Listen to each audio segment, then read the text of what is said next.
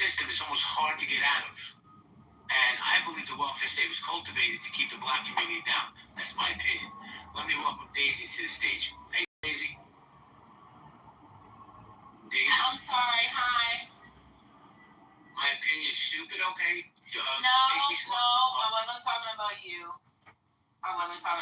It's okay. I don't want any smoke. If I said something stupid, I want to learn. So no, I didn't hear you say anything stupid, but the tone, the tonality, and the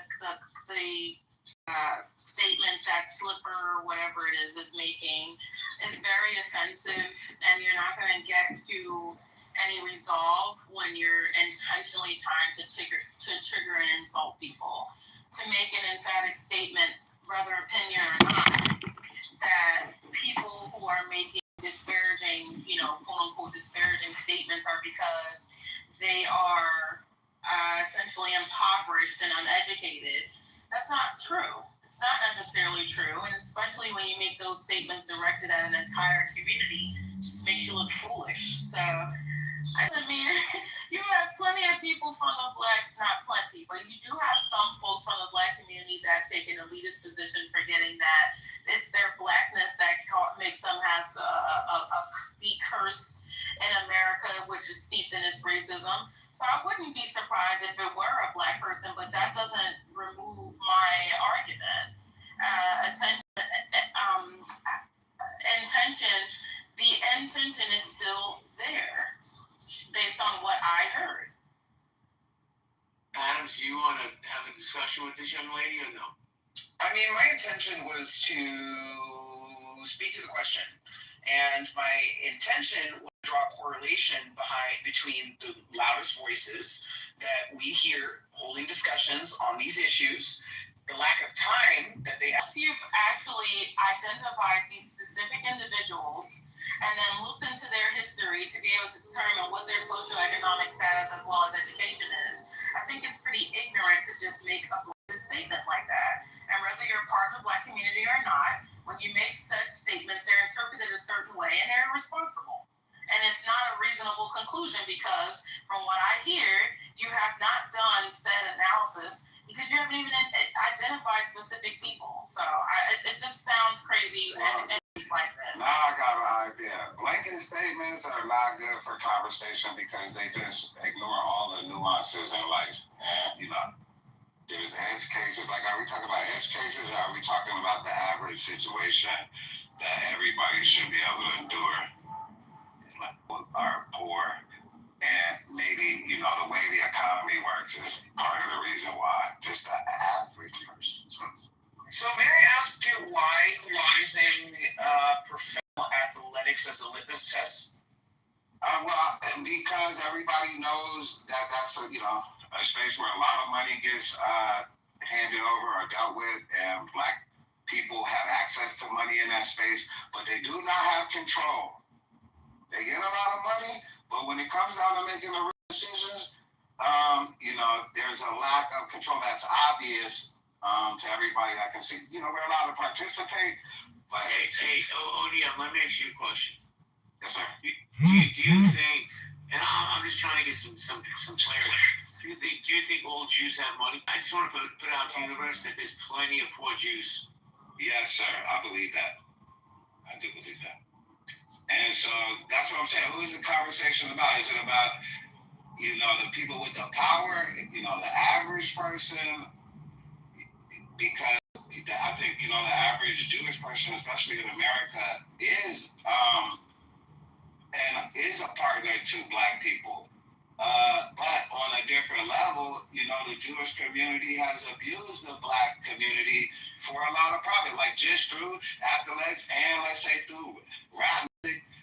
Particularly, you pump a lot of, not you per se, but a lot of Jews happen to be there to allow a lot of percentage of that flows through to the artists, but a big portion of it goes to the executives who happen to be, and good for them, they work hard to get there, but that just, you wouldn't put that music to your own people. Why would you need it? Oh, damn, let me just say this. Do you know what the largest percentage of of people who purchase rap music or any type of Who are the largest? 80% are white kids. Okay, so whoever it is not supposed to be allowed, bitch, nigga. That a whole no. When somebody comes to your record label with that type of energy, you're supposed to be like, I got a standard to live up to and not allow that, but to allow it to go mainstream through channels that you own, you got power over. Says a particular message. Oh, thank you, ODM. Let me say hello to Uncle Steve real quick. I'll circle back. So guys in this room, just like in Healthy Debates, we have a one mic policy. To record production.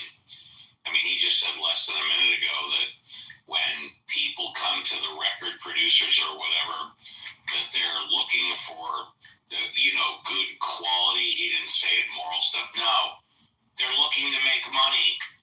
That's all record companies care about, is whether or not the artist, the singing artist, can make money for them.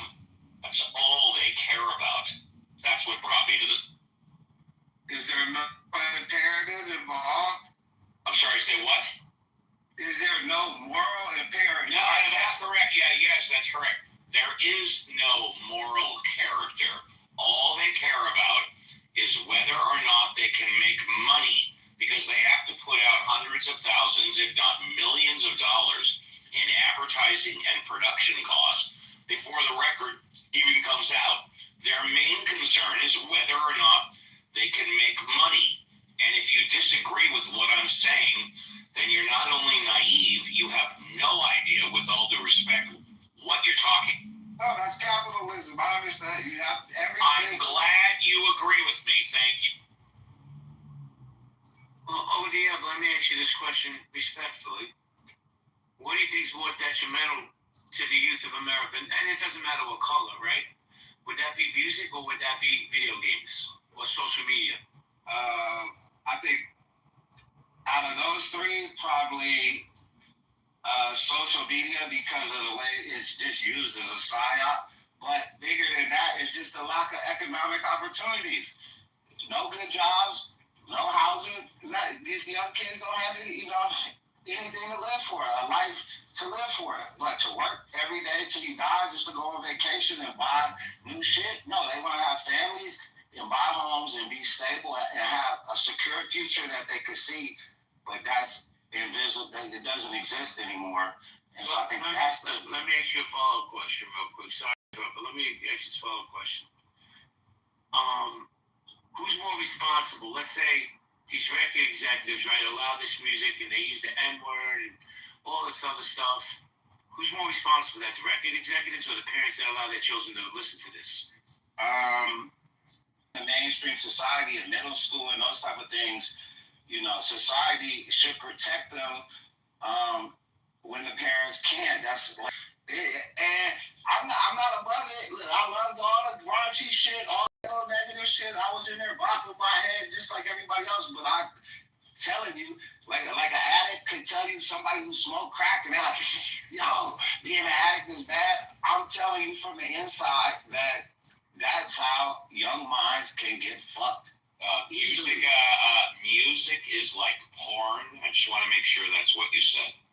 Yes. Sorry, once again, with all due respect, I completely disagree with you, and here's why. If I'm not mistaken, and correct me if I'm wrong, porn, you have to be 18 to buy a record or listen to music. There's no age limit, right? Right? Hello? I guess he's thinking about that one for a while. Yeah, no, I don't correlate porn to music. Let me say something. I want to jump in because I see some things going on in the chat. And I don't listen. It's just my opinion. And nobody's going to change my opinion on this. Education is important. Here's the problem with education, right? America it has and always will be, in my opinion, a white supremacist country. They don't teach black history the way black history unfolded. They teach you the narrative through the white eyes. And that's a problem. I think if we're really going to be Americans and empower each other, we gotta let everybody stand up and stand on their truth. And that's just how I feel. So we're going to popcorn style, guys. If you're on stage, please ping people in. I think the biggest issue is a combination of there's a lack of education mixed with poor research, right?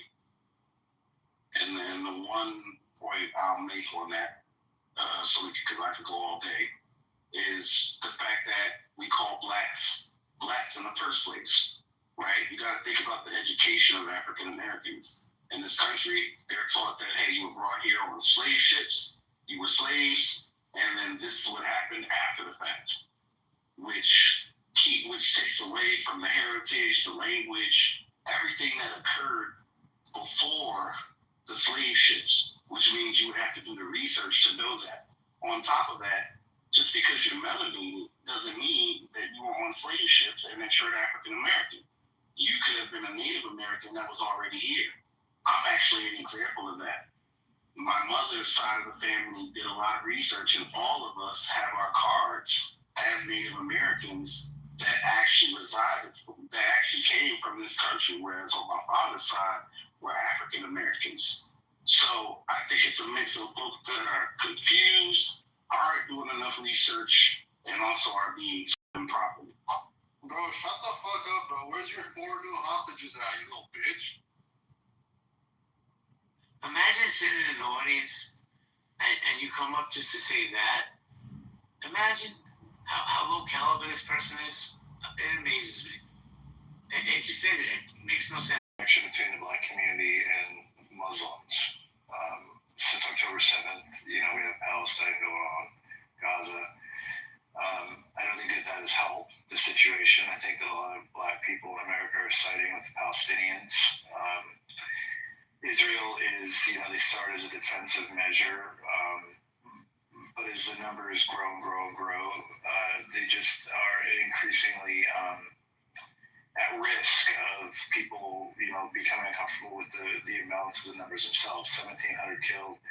If you defend yourself and, 50,000, 60, 70, 80,000 starts going up, inherently numbers matter, and people start looking at the numbers and they stop forgetting about, we have short-term memories, right? So we just forget about how horrible October 7th was. We look at it as like, well, there's not a lot of defense going on anymore. It's mostly offensive at this point. So as those numbers increase, it's going to get worse, I feel. Black society in general is going to side with Palestinians. And that is causing conflict that's above and beyond the regular conflict that they had. I also think that there's maybe some, I'm probably going to get attacked for this, maybe some jealousy in the black community that Jews are so successful, that they're a minority in the country, but they're able to really, succeed and make a lot of money. And I don't know if that has anything to do with it, but it seems like it could be. And maybe that's the two things that come to mind right now. Otherwise, I can't think of anything else that would make a black person not like a Jewish person specifically. See, these are the kind of things where I have to kind of step in, because when and I will admit that, for one thing, I am black and I am a woman, and I'm clearly considerably younger than the people who are speaking. So it's quite possible that we're just too different to be able to come to an understanding, and I'm okay with that, because I know how old people are, I know how white people are, I know how men are. So Wait, hold on. Wow, that hurt. That cut me to the quick. Hold on. No. I want to clarify. Please don't three. I'm only two. She knows how old I am. She knows the color of my skin, and she knows that. Okay, now go ahead. I'm only two of those, Stevie. You have three. I just want to say, hey, Miss Mike, let me just do this. Miss Daisy, man, I appreciate what you're saying, but just like all black people on monoliths, neither are white people. But go ahead. Well, that's true, but it's even if you're not the same in your thinking, I'm just pointing to the fact that there could be a huge difference between our perspectives because we're totally different worlds. You're not a black person, you're not a woman. That's enough. And then there's a considerable age difference. I mean, it's not to be derogatory. It's just pointing out the fact that I understand to a majority, to a, like a huge degree, that there's a potential for not understanding my perspective. So I just have black people that are very welcoming. I think to our detriment, obviously, considering our history, it's just too much of a welcoming of other people. So to say that what I heard him say was that some of these conflicts can be based on Black Americans being Muslim and siding with Gazans because they're Muslim. I want to attack that first. I think it's infuriating to me to hear the undertone that I'm hearing is essentially that you should basically just believe black people are stupid. So in general, we can't make reasonable decisions or analysis. They have to be based on these ridiculous things. So that's the tone that I'm hearing. It may not be your intention. That's what I'm hearing. I heard the same thing when Slippers was talking. He said something equally inflammatory in the chat after I brought that to his attention, and then he scattled off. Not scattled. He scurried away when he was, questioned in the chat again.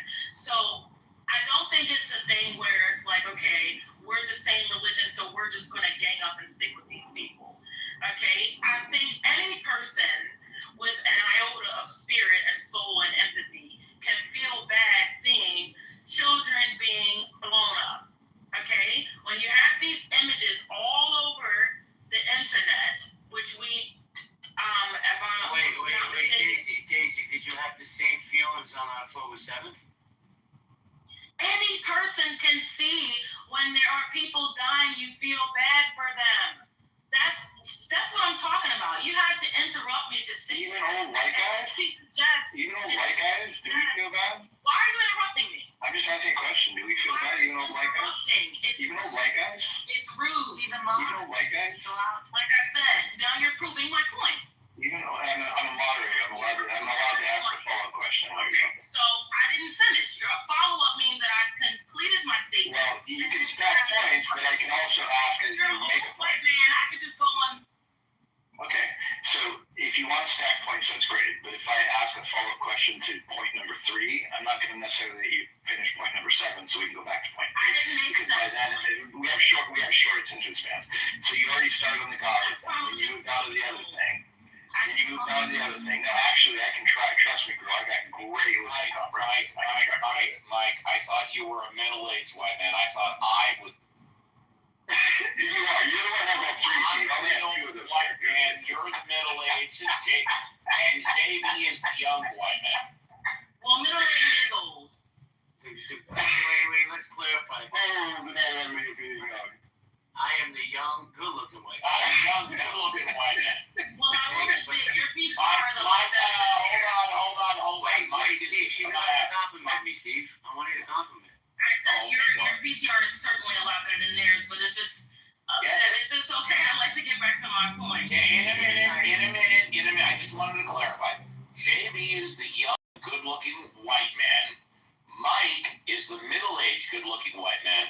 And I am the old, ugly white man. I'm just the... Yeah. Thank you very much. I'll take these pictures and add, put them in the dictionary. Let Daisy land. Let Daisy land, and then I want to go to Rabbi. Daisy, please land, Daisy. It took all that time to derail what I was actually trying to say. So what I was saying, trying to get to is, it almost seems as if the people who spoke think that black people are too stupid to be able to have opinions or feelings that are based in more than religion and colloquialisms. That's what I'm hearing, and that's not true. I agree with you. It's not true. I agree with you.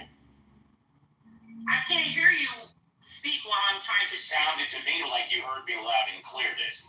No, I just heard that. I saw you come off your mic. I'll tell you what, Daisy. Wrap up your point in 60 seconds, and we'll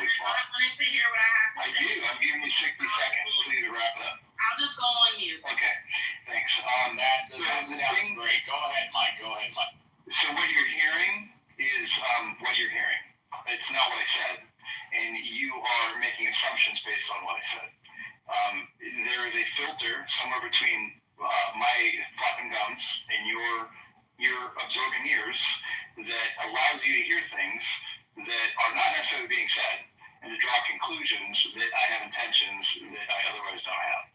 So if you want to respond to the things I said, that would be one great thing that you could do to kind of clarify and have a dialogue that was honest. But when you say it sounds like, and you gaslight the room about what I was saying, when I wasn't saying that, it kind of lends to a conversation that doesn't go very far. So, and also when you stack points, I'm definitely able to follow your points. I know most of the room can't probably, and I think follow-up questions along the way. It's not good communication. You start talking, you say something that kind of piques my interest, I ask a follow-up question in the middle of your conversation. I don't just stand there and wait for you to talk 5 minutes and stack 14 things up and try to go back to number 6. Let me jump in here. Steve, let me give me a minute. So I'm going to give Daisy a minute to say whatever she wants. Please don't interrupt her. I don't hear about age jokes. Let her be. Give her a minute, and then also at the other end, I'm going to try to bring you up. I can't do that anymore. Wait, Steve, let me bring you up. I really appreciate it. Miss Daisy, the mic is yours. Thank you, JP. When you're interrupted, you really forget, and so I will retract my age joke. I wasn't trying to be inflammatory. I was just trying to illustrate that there could be a possible reason for disconnect.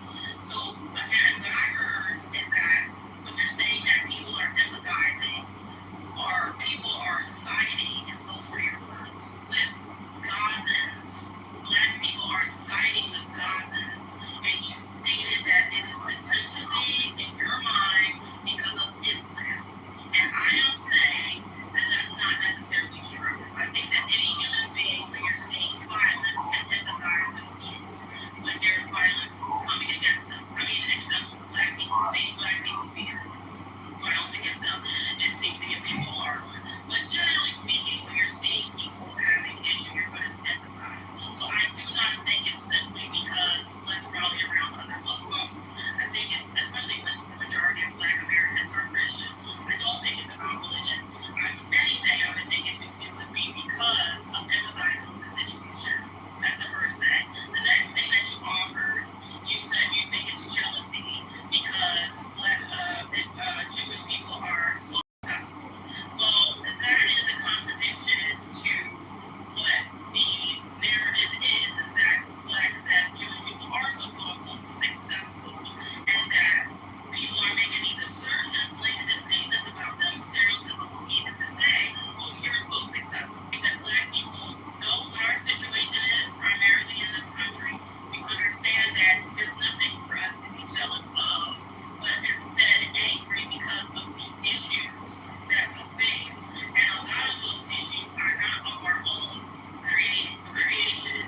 So understanding that, I think that to actually believe that this one group of people are jealous, I think that that's ridiculous. I hate this fucking Nick coach. I think they fucked up, and I'm not happy about it. Say a prayer first. Okay, yeah, it's going to be a weird season, I think, but I hope we can pull it out. We'll see. We'll find out. I would like to make a little side point about the title. The side point is the question assumes that Jews are not black. And I just want to have to bring into the room that there's black Jews. There's all kinds of Jews, but there's definitely black Jews. And I think part of the, I don't think you mean it this way, JB, right? But I think part of the problem with the question is that it racializes everybody, right? And it racializes Jews as white. So, Rabbi, let me ask you, Rabbi, what title? Give me a suggestion on the title. Well, let me ask you, what is the conversation you're trying to have? The conversation I'm trying to have is, this has been my experience, and other people have told me the same thing, that there seems to be this toxicity that comes out of the black community towards the Jewish community that I've never seen before, I've never heard before. Now, I'm not saying it hasn't been there, I just haven't experienced or seen it like I have now. So I'm trying to understand where that came from so we can have a dialogue, because I believe, Rabbi, that our communities are more similar than we are different. Yeah, I mean, I've been thinking about it as I've been listening. I don't find that in the real world there's huge amounts of animosity coming from Black communities to Jewish communities. I just don't see that. I see it on Clubhouse a lot. I hear it here and on the internet. I don't really see it out there. Where I live, I don't see it. There does seem to be some support out there. I think mutual support, or at least there's trying to be. Yeah, I guess I had one last thought, which is to the Daisy you were saying about, well, maybe it wasn't your point, but I think part of the folks of Palestinians, right? I remember that this goes back to like Ferguson, right?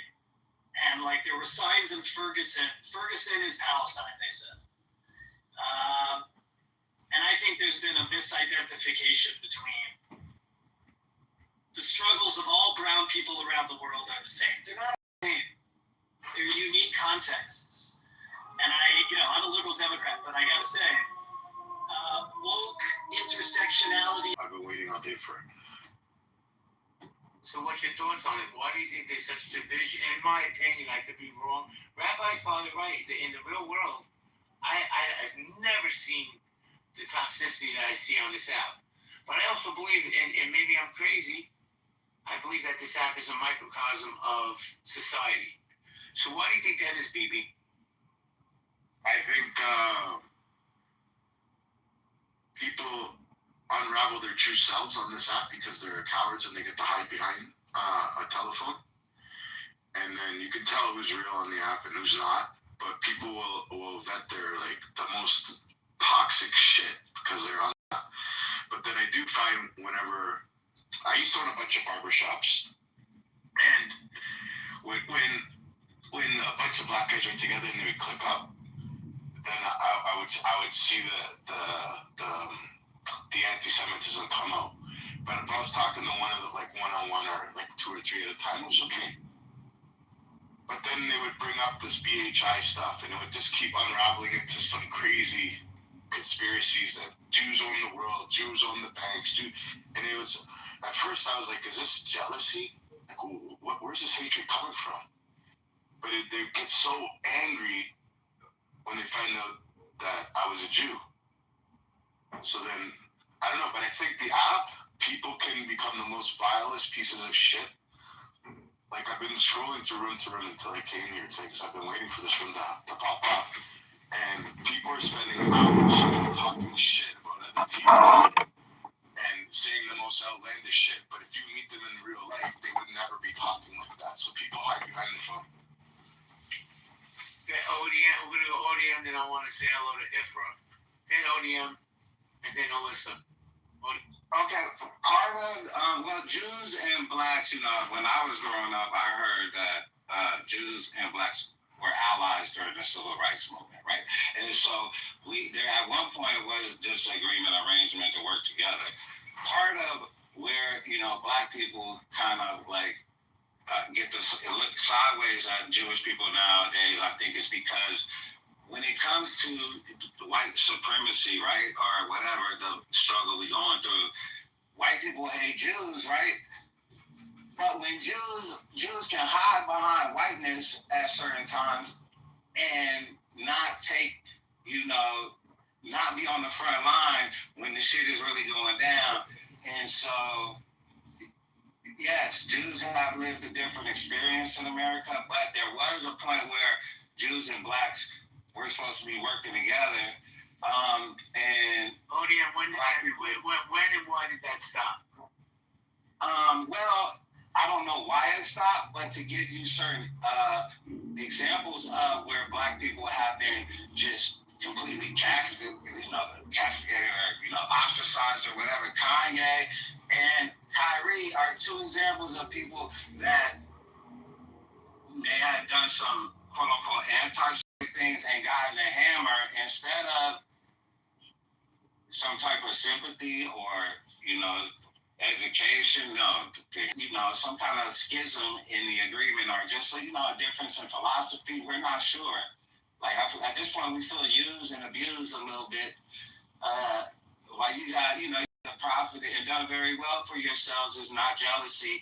What the Jews are doing is something that should be studied, and you should try to recreate that within your own communities and cultures. And so it's not jealousy. I don't think it's jealousy. But why do you feel used and abused, or like why would you think that feeling comes? Again, I bring an example like rap music. It's just so nasty, and so much money has been made off of it. But inside of Jewish communities that have primarily benefited the guys at the top, there's no doubt about it. They made the most money. Their communities are insulated from this type of nonsense in a certain way. And they know that other communities aren't insulated, and so the effects are going to be slightly different. And it's like something like, I relate it to something like usury. Like you can loan money to somebody else for interest, but not somebody in your own community. Why not treat everybody in the world the same way? Wait, so hold on, I'm trying to understand this. So you're saying, so like rappers like the anti-Semite Ice Cube and like Kanye, so you think that they were used by the Jewish community? They were definitely used by somebody, by the music business in general, to whatever. Negativity, if that sells, that's cool. But again, the people on top have a higher, if you're rich, are you going to be an evil bastard and just make money because there's money to be made? Or you're going to live on a higher paradigm? Like you benefited more, society, life has treated you better, whatever, you got to that position. Do you have a duty to treat people below you better? Or is your duty to just take advantage of them and make as much money as possible? So the Jews that are in the music industry that have made people go famous, they were supposed to do that for free? I'm just trying to understand the way you're... Maybe they could have picked some other stars or some other songs. I don't know. Yeah, they got to make money, obviously. They got to make money. But couldn't they have picked some other people to promote? So wait, you're upset at who? I'm just asking. I'm not upset. If Jews are in the music industry, you think they only want to do business with black people? No, obviously not. Because you said why couldn't they choose? Music, there's all kinds of music. Yeah, but so you don't think rock stars, like Jews, have benefited from rock stars? Hell yeah. Do you think rock stars are going on screaming that fuck the Jews because they made money from me? It depends on probably their particular relationship, but overall, I would say probably not. I'm not sure what their right is. Let me jump in. I'm talking about in my specific circumstance. We're talking about black people in the Jewish community's relationship. Hold on a second. And I'm not saying what you're saying is incorrect.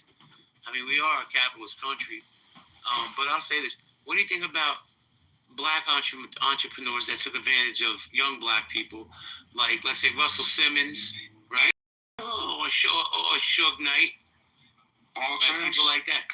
Yeah, so vultures are in every society, but those people did not have the power, like, to put out that music. There was a layer above them, and if you don't want to acknowledge that, that's cool. We can just. Business is business. Yeah, capitalism is capitalism. I understand that. Businesses have no moral imperative, but the people that run them can and should. Well, let me ask you this follow-up question. Then I want to go to Ifra and Alyssa. In your opinion, only your opinion, do you believe that the Jewish people own the banks in the world? No, I think that they're part of the collective. They've amassed a certain amount of power, and through that power, wherever it lies and whatever resources, however they manage it, they have some power. There's Chinese, there's all kind of factions all around the world fighting for power. Jews are not alone in that battle. Let me jump in real quick. Then I want to say a little Ifra. And this is going to be a polarizing statement for some people. Put your big boy pants on, your big girl panties on. America's a white supremacist. America's a white supremacist country. I think the last thing that people need to worry about is the Jews. I promise you that. When you got people, hold on, ODM, you gotta let me finish, man. This is a white supremacist country that is geared to hold us all down. Not just the black community, not just the Jews, all of us. There's the have and the have-nots. You know, there's somebody in the audience, I'm not going to say the person's name, really big in the real estate lane, really big. But I'll say this, I don't care how many houses you sell, the middle class is starting to disappear in America. And that impacts all of us, black, white, purple, pink polka dots, I don't care. We need to focus on the white supremacy that permeates through this country, that's been here since the beginning, and join together. That's my opinion. But let me say a little Ifra. Ifra, how you doing? Ifra, are you there? Jay, can I get 10 seconds first when you get a chance? Yeah, you bring up an important point, and I like what ODM said as well. The white supremacists are the people who made Jews white. They hate Jews just as much as they hate black people, right? So it's a very important point that you brought up, and ODM, I think you said it right. The experiences are different, right? And I just really appreciate how you put together your thoughts. Thanks. Thank you, Rabbi. Alyssa, how you doing, Alyssa Denny? Hi, I agree with you, JB. Yeah, it's gonna be exposed soon, but what is driving this white supremacy? Two types. There's two that are very devout to the country, Israel, but then there's the one that is devout to, if you are familiar with the Bible, that is just a significant place where the blood of Jesus was spilled, and that's the only reason why they think it's significant. So I figured out finally what the fuck a Zionist is, and not just regular person is. So I just wanted to say that, and if I drop a bomb on here, please don't be mad at me. I do know, and Rockefeller Avenue runs through the main part of Israel. I wanted to say Benjamin Netanyahu is not who you think he is, and he's funding a lot of what we didn't know. Well, listen, I just want to educate you real quick, and I'm doing this respectfully. Mm-hmm. A Zionist is a person that supports the country of Israel. I'm a Zionist, and I'm a proud Zionist. Mm-hmm. So anybody that supports Israel, they're a Zionist. But before we continue, let me say hello to my man Harry. Harry, how you doing? Can I say why it's gone bad? We are supposed to support Israel as an ally, but that it's been compromised by Benjamin Netanyahu because he funds people. He funds Hamas. He funds Iran. That's not true. Now you're just spreading misinformation. I know. It's unfortunate that you're doing that. I was gonna get some kickback, but it's not getting kickback. You're just getting corrected because you're spreading misinformation. Sorry. Yes. Well, when you said Rockefeller Avenue runs through Israel, she didn't know what she was talking about. But yeah, hey GB, what's up? Yeah, but I do. Alyssa, have you ever been to Israel before? No, but I. Well, you know awfully a lot about Israel for not ever being there. Kind of interesting. What does that have to do with? And you said Rockefeller Avenue runs through Israel. So where in Israel does Rockefeller Avenue run through Israel? I just want to know because I've been there many times and I've never seen Rockefeller Avenue. It runs from the river to the sea, Harry. Whoa. No, all right, guys. Listen, let me move on because it's gonna get out of control. Let me say hello to Nye real quick. What's up, Mr. McGee? JB, what's going on? I came right on time. Yeah. Can Israelis and blacks have a civil conversation? I think so. I don't think that blacks have beef with the Israelis.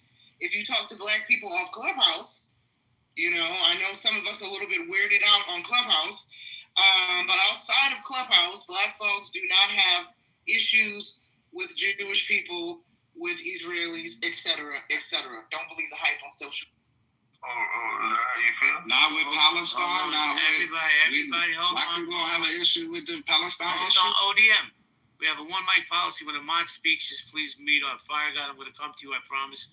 But I definitely want to say hello to Harry because I didn't get a chance to properly say hello. Harry, what's good, man? Hey, what's up, bro? Doing good. How are you doing? Doing fantastic. Do you want to chime in before I go to the next speaker?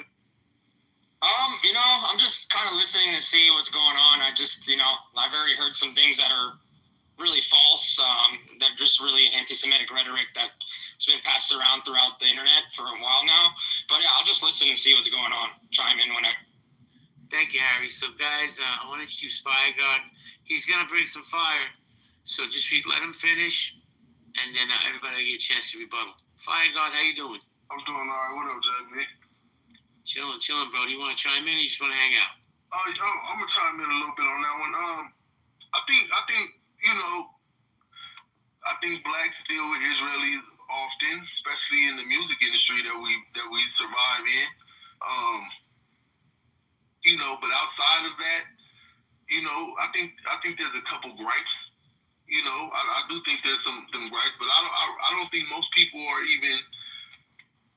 They don't even really understand what the actual real gripe would be, to be honest. Because it how can I say it? It's not stuff that's just sitting on the surface like we got an issue like how we got issues with Mexicans. It's not the same because it's not a surface gripe. You know what I mean? It's a little deeper than that. But well, tell me how deep it goes. I mean, it could go very deep. I mean, all the way to the Israelite brothers. You know what I mean? Like they feel like Jewish people stole their identity, right?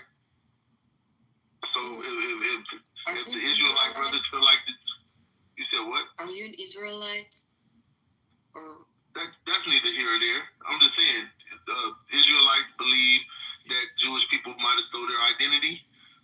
So that's a deeper gripe, right? That would be considered a deeper gripe. Yo, Fire God, respectfully, I'm just let's have this little dialogue, right?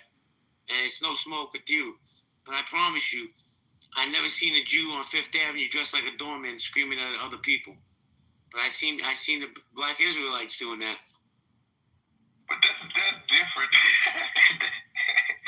No, that's different. You know, I mean, because even with that, you know, they're going off of something else. They're going off of a certain scripture that says that you have to go out there and speak to the people, and they might not do it the right way necessarily. Yeah, so I mean that's with that one. Of course, you're not going to see the other Jews doing certain things. That's true, but you know, even in the Bible, it spoke on the black Jew. So you know, we understand that it's a lot deeper. Like I said, it's not as surface as a lot of problems or issues would be outside of the situation with Palestine. Of course, you know, if you know a lot of African Americans, we are sticking with Palestine because we feel like they're the niggas in America, like how we are in America. That's them over there on that side. So you know we're gonna unpack that in a few minutes about this narrative of how Palestinians are viewed as like black Americans, because that narrative is absolutely false, in my opinion. But let me circle back to you in a minute. I want to say hello to Fatima real quick. Fatima, how you doing? Thank you for addressing me. Hello, everybody. I'm doing good. Before I ask you how you are, I want to make an announcement, okay? To the people I know, to the people I don't know. I just bought the Clubhouse Plus abonnement, as you can see, with at the plus sign next to my name. So I'm part of the elite now, and I want to be addressed as. So that's the announcement. Wait, what do you want to be addressed as? You broke up. I'm sorry. I am an elite now. I have Clubhouse Plus, which means I'm part of the elite now. So I want to be addressed as the. So Okay. that's the. So Miss Elite Fatima. Yes. I'll call you Queen Fatima. Queen Fatima, do you want to chime in on the conversation? Or do you want us all to bow down right now? Yes, sure. I want to chime in. Please. It's my opinion are a lot different than like I think maybe 99% of all people, honestly. You might even call me like crazy or heretic. I don't even know if you want to hear what my opinions are. Spit it out, Queen. Well, let it out. Let's see what you have to. Even that any of those two movements, like I don't think all these videos you see online that you should believe them, because you see like videos of people dying, they say they're Palestinian people, you don't even know who the fuck they are, you don't even know where these videos come from, you don't know if these videos are staged, even the Israeli videos, like people with IDF like army costumes like on, you don't know who the fuck these people are, they might stage fucking things like with AI you can do a lot of things. Your Majesty, royalty don't curse, but you can curse, okay? Oh yeah, sorry, I cursed a lot. I will apologize in advance. I do really curse, but it's the English language. You know, in my own language, I don't curse.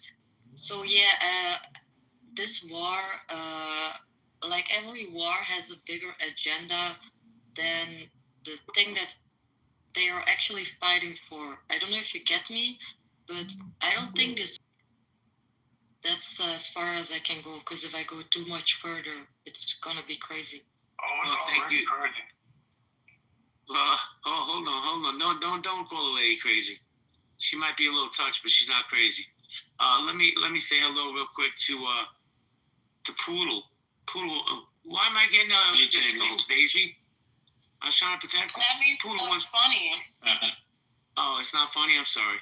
It was funny. Jesus Christ. Oh, thank you. Sorry. Mama, listen, Daisy, I'm old, so my hearing's shot. Poodle, how you doing? Hey, Shabbat Shalom, man. How are you? Bro, if you come with any kumbaya bullshit, I'm booting you. I'm just letting you know. Cash in your ticket before I kick you out.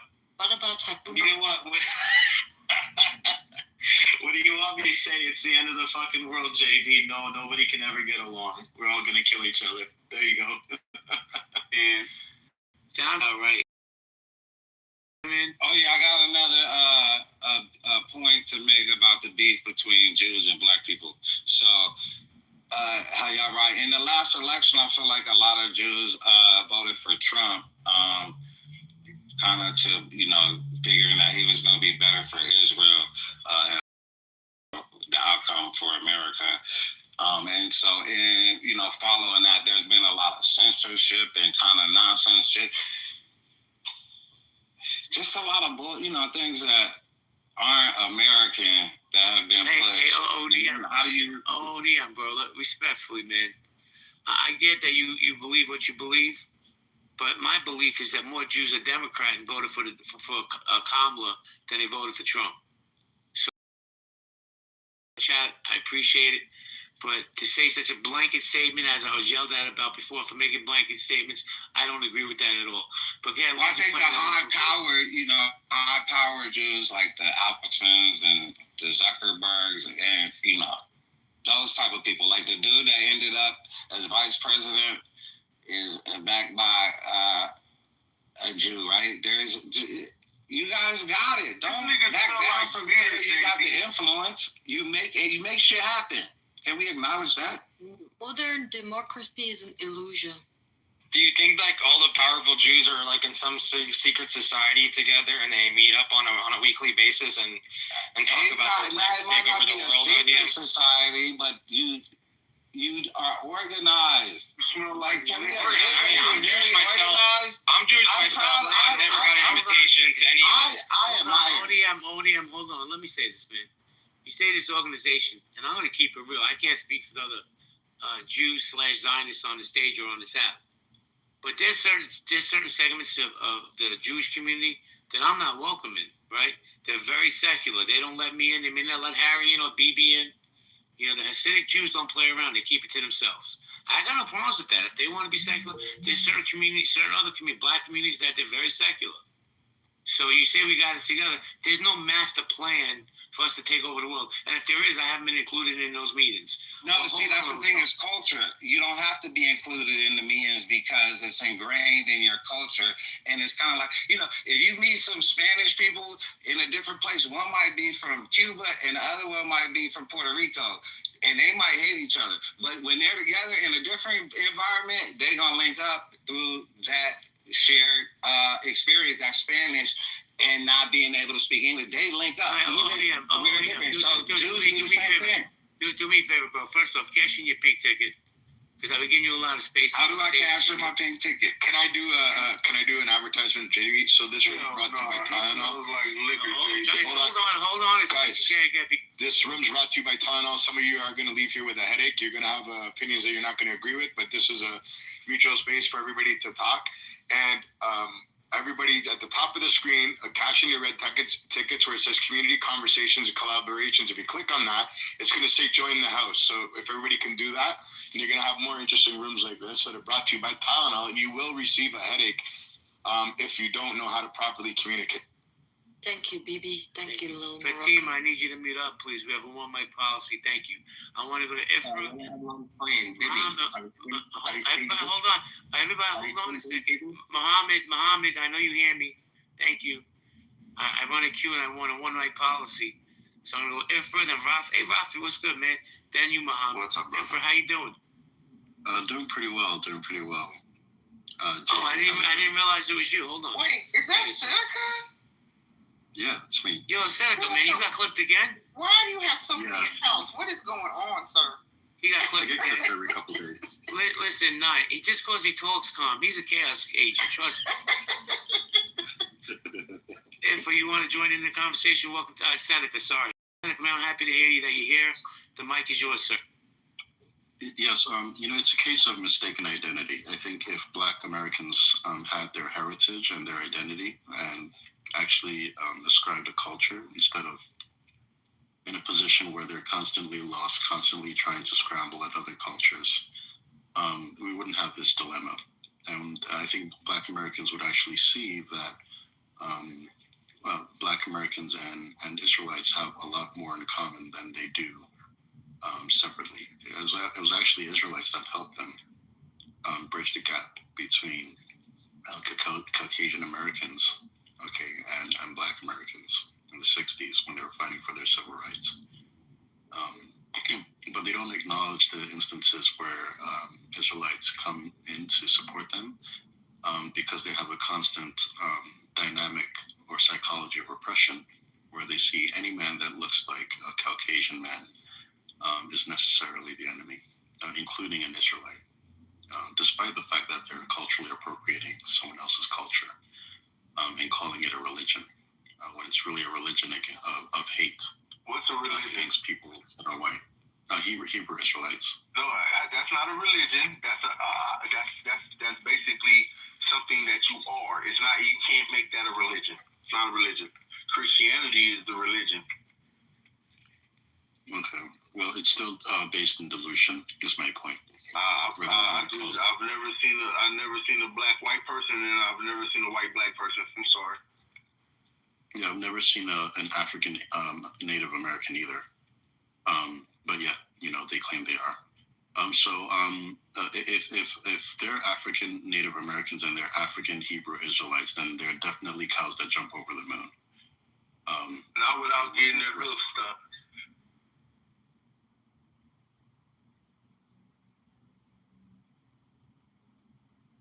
Seneca, you done, Seneca? Yes. I appreciate you, man. Thank you for coming in. I threw you a follow. By the way, everybody speaks for themselves in here. Nobody is endorsing anything anybody else says. Don't get my house clipped, please. But let me say hello to Rafi. Rafi, what's good? All good, brother. All good. Game to support. Great topic. I appreciate it. So Rafi, in your opinion, why do you think there's so much animosity between the Black community and the Jewish community? As usually, when life goes tough, you need to blame somebody, and again, it's easier to blame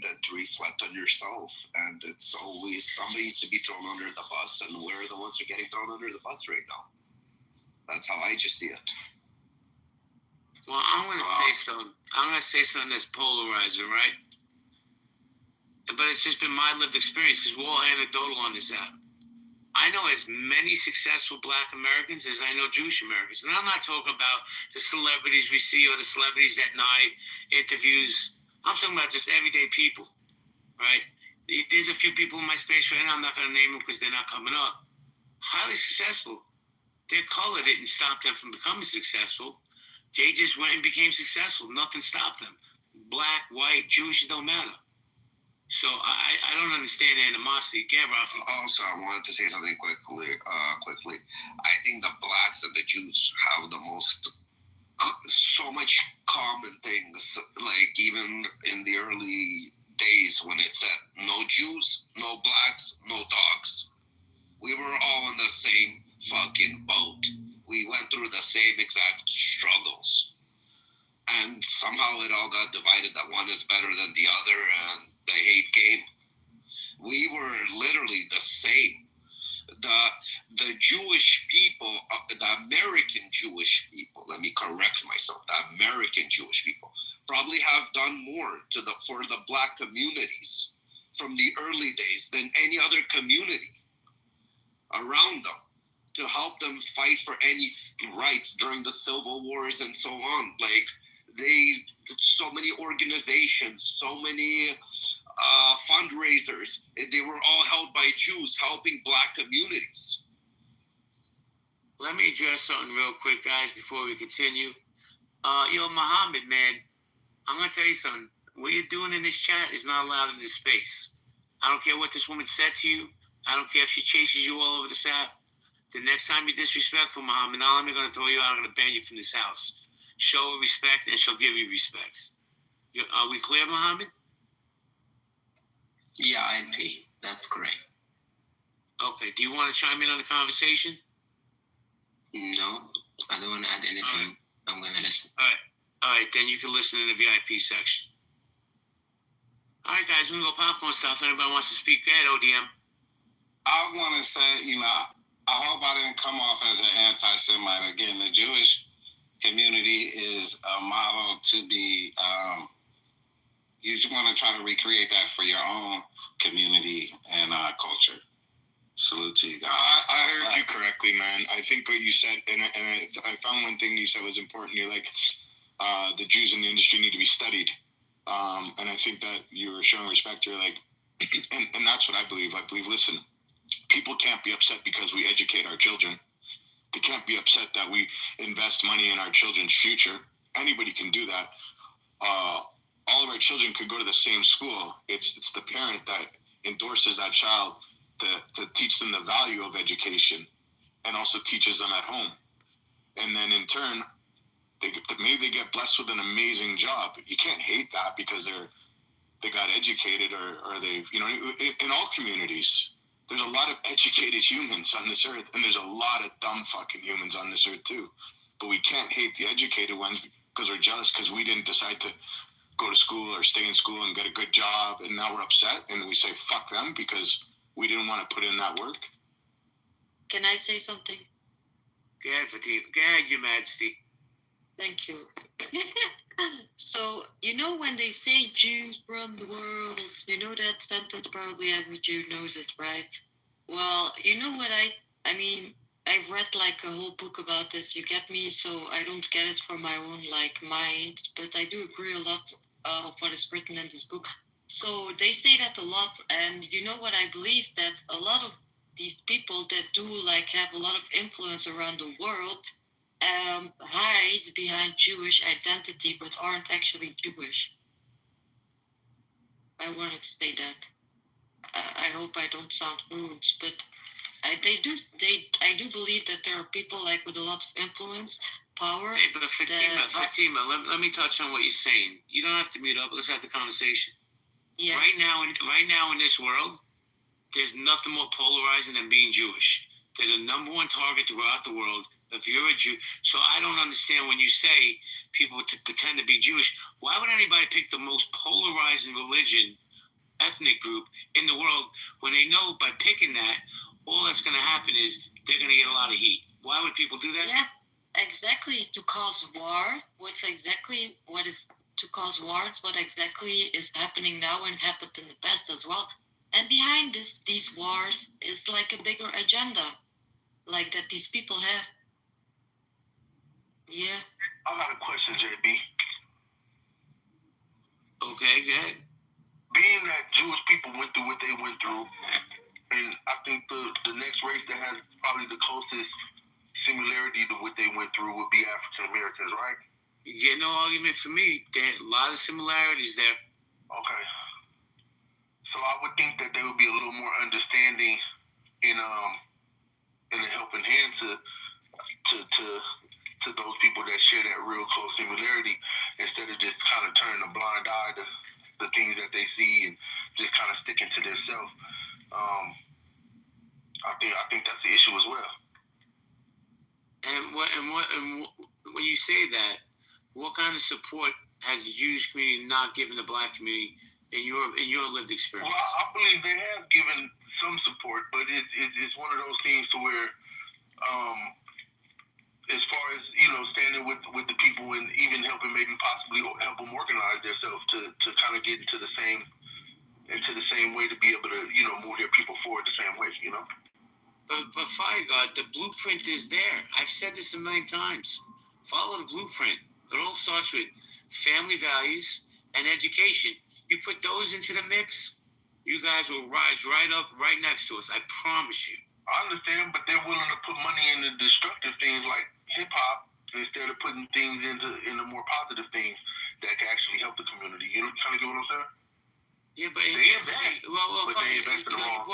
you brought up a point that was brought up earlier. I don't know if the ODM brought it up about the music industry, right? I don't know anything about music other than how to turn on my radio. But and my follow-up question to that with the music industry, is it really the Jewish executives that own some of these record labels, because it's not exclusive to Judaism, trust me, or is it really the parents who should be monitoring their kids better? I'm curious. What do you think, Fire God? I believe it's both. It's a little bit of both. I got a third party too, the government maybe as well. You have like in business, you can have first order consequences. Let's say we decide as a culture we're going to sell sugary cereal. And whoever sells that sugary cereal is going to make a lot of money because it's addictive and it tastes good. Did you cash in your ticket? Hey, what do you mean? No, you cashed in your pay ticket. I don't understand. Did you join the house? Did you join the house? Oh, hey, bro. Yeah, I'll join. All right, when you join, you can come back up because I know you're full of shit. Get Fire God. No, that's all. I mean, that's pretty much it. It's one of those things to where it's like when you see people kind of lost in the way. I would think if you're going to invest in the community, invest in it. Invest in the education of it more or less than the structure of it. I don't know, man. I think parents have to be held accountable. I think social media needs to start being held accountable. There's no guardrails on social media. Just look at this app, right? Just look at the toxicity and the doxing that goes on in this app. There's no consequences to shit anymore, man. There's just not. But I think really at the core, it's the parents' responsibility on what their kids are doing. When I was growing up, we were latchkey kids. Me, Mikey, KP, all those old fucks, right? We came home, my parents went home, we had the key, we went in, we made a little snack, we watched some cartoons. Nowadays, these kids are being raised by their computers, by their cell phones. There's no accountability with the parents. So let me say hello to KP. KP was good. Hey man, don't be bringing that old shit up now. Stop it. Listen, man, I know you went to high school with Moses, but I'm not even gonna dox you with that. Moses. Yo, you were sitting there writing on tablets. What the fuck are you talking about? I still am. But what's up, brother? How you doing, man? Let me say hello to Black Girl and then say hello to you properly. So KP, I know it don't apply to you because I honestly believe you're one of those people that don't give a fuck about color, race, religion, because I've been around you for a few years.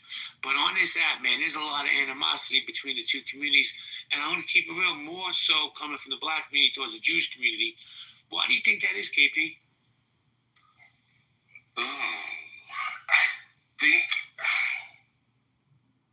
I think it's more of the Hollywood side, not the regular black people, because we don't intertwine with Jews like that. We don't, because your everyday Jew and your everyday black, yo, we just chill together. You wouldn't know who was a Jew or a white. You wouldn't know unless you're related to each other. We just don't mingle like that. And it's a Hollywood hype shit.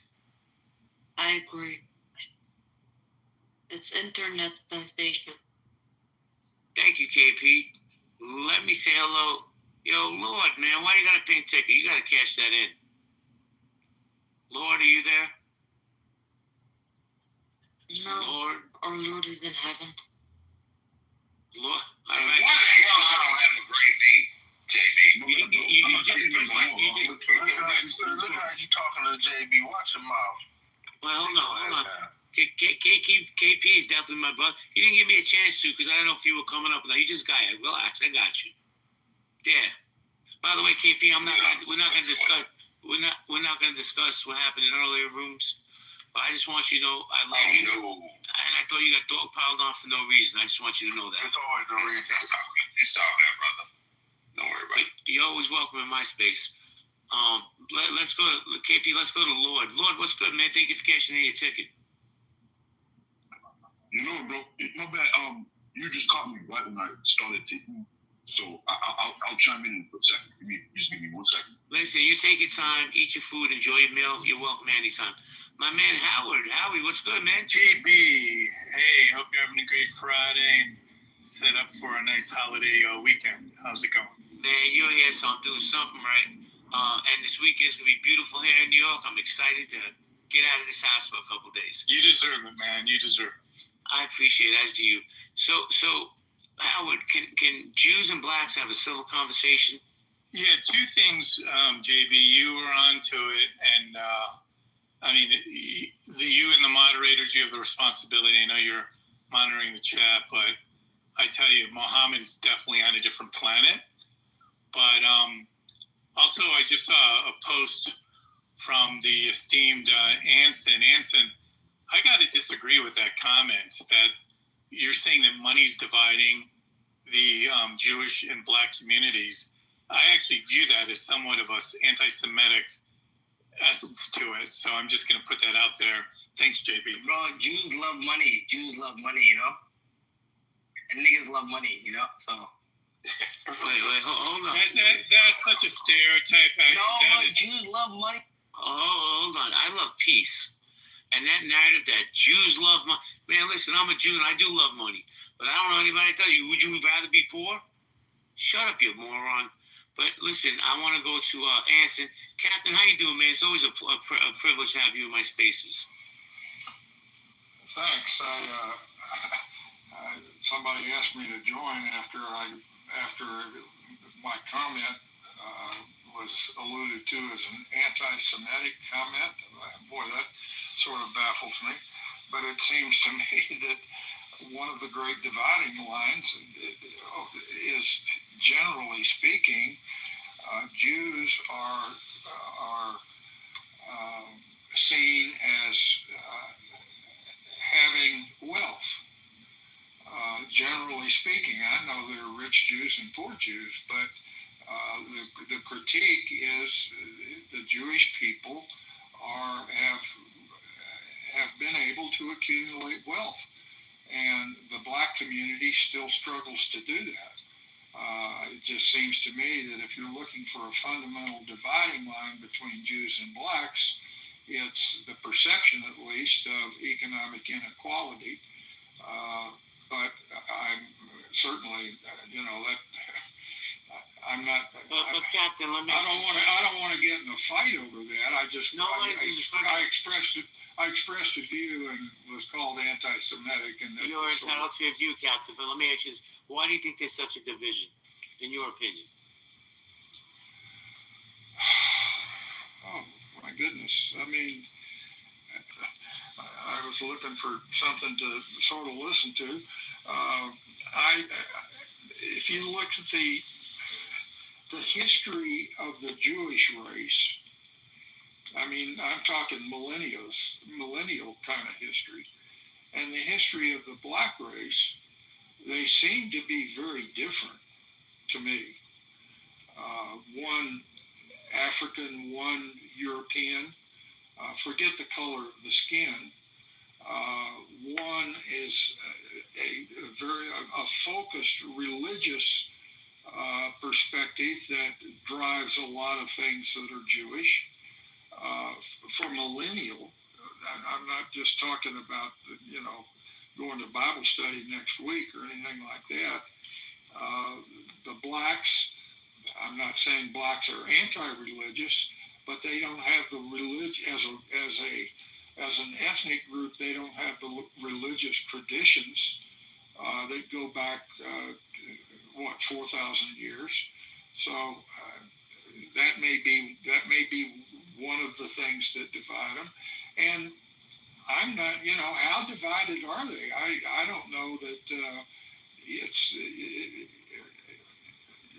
do Jews and blacks, I'm an outside observer. So are you not acknowledging the black Jewish man? Are you not acknowledging black Jews? No, he just said all Jews are from Europe too. No, exactly. That's weird because in the Bible it clearly speaks of a black Jew. Calm down. It clearly speaks as a black Jew. I don't understand. So I'm really curious. Everybody mute up. Because Jewish is a religion in a sense. Fire God. Hold on a second, respectfully.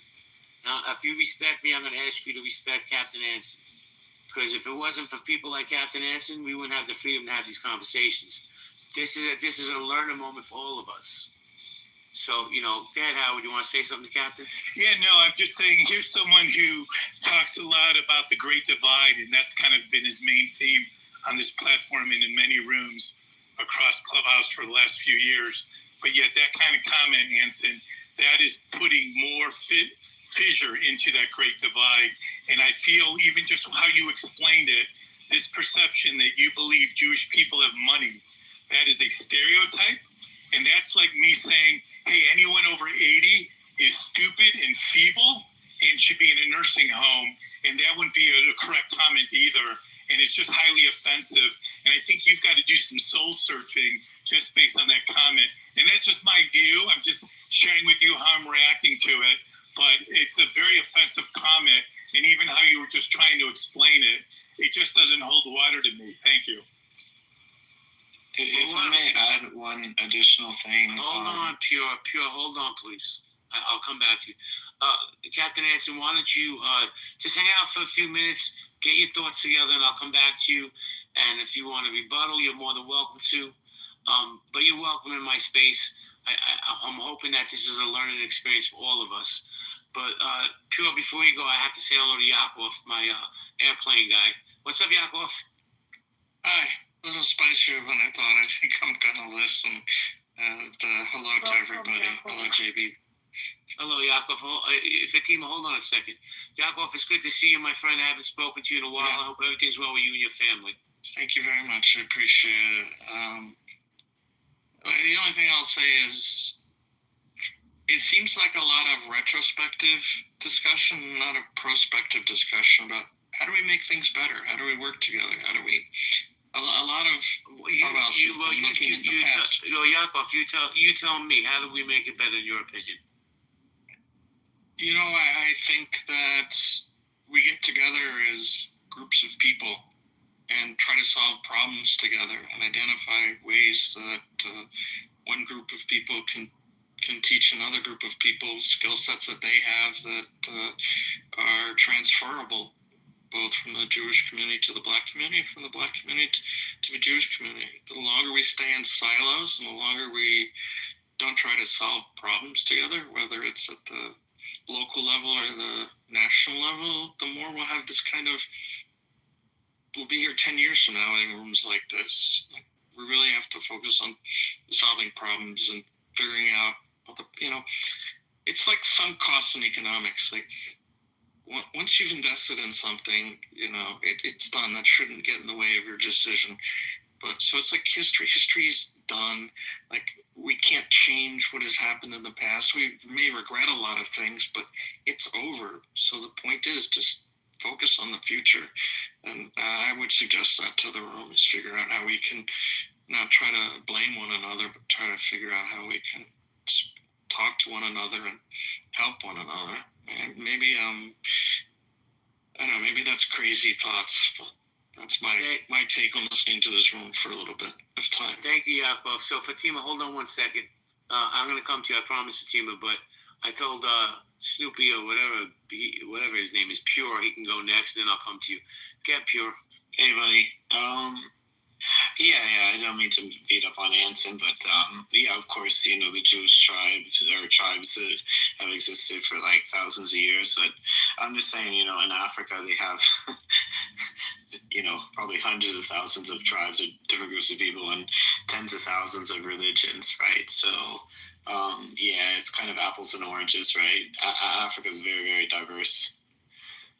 But you already know that, anyways. Well, here's my thing. Here's why I have no smoke with Anson. Not only because he served in the military and he kept our country safe, is the fact of the things he's saying, a lot of people say, right? And I'm not saying it makes it right, but let's take this as a moment to maybe teach him and he could teach us. Hey, Jay. Did you hear? Hey, JB. Mikey, yeah? Well, before we go teaching him, I would like to better understand why what he's saying is controversial. According to my research, Jewish Americans generally have a higher median income and net worth compared to average Americans. Studies show a substantial percentage of Jewish households report incomes of $200K or more, significantly higher than the overall U.S. adult population. They have a higher net worth. They have representation in wealth.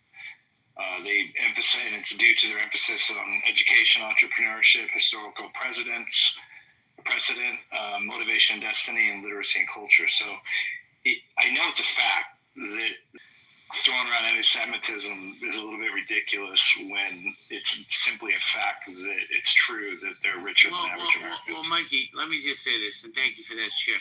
I didn't find what he said to be offensive. Me, JB, the cracker here in the corner.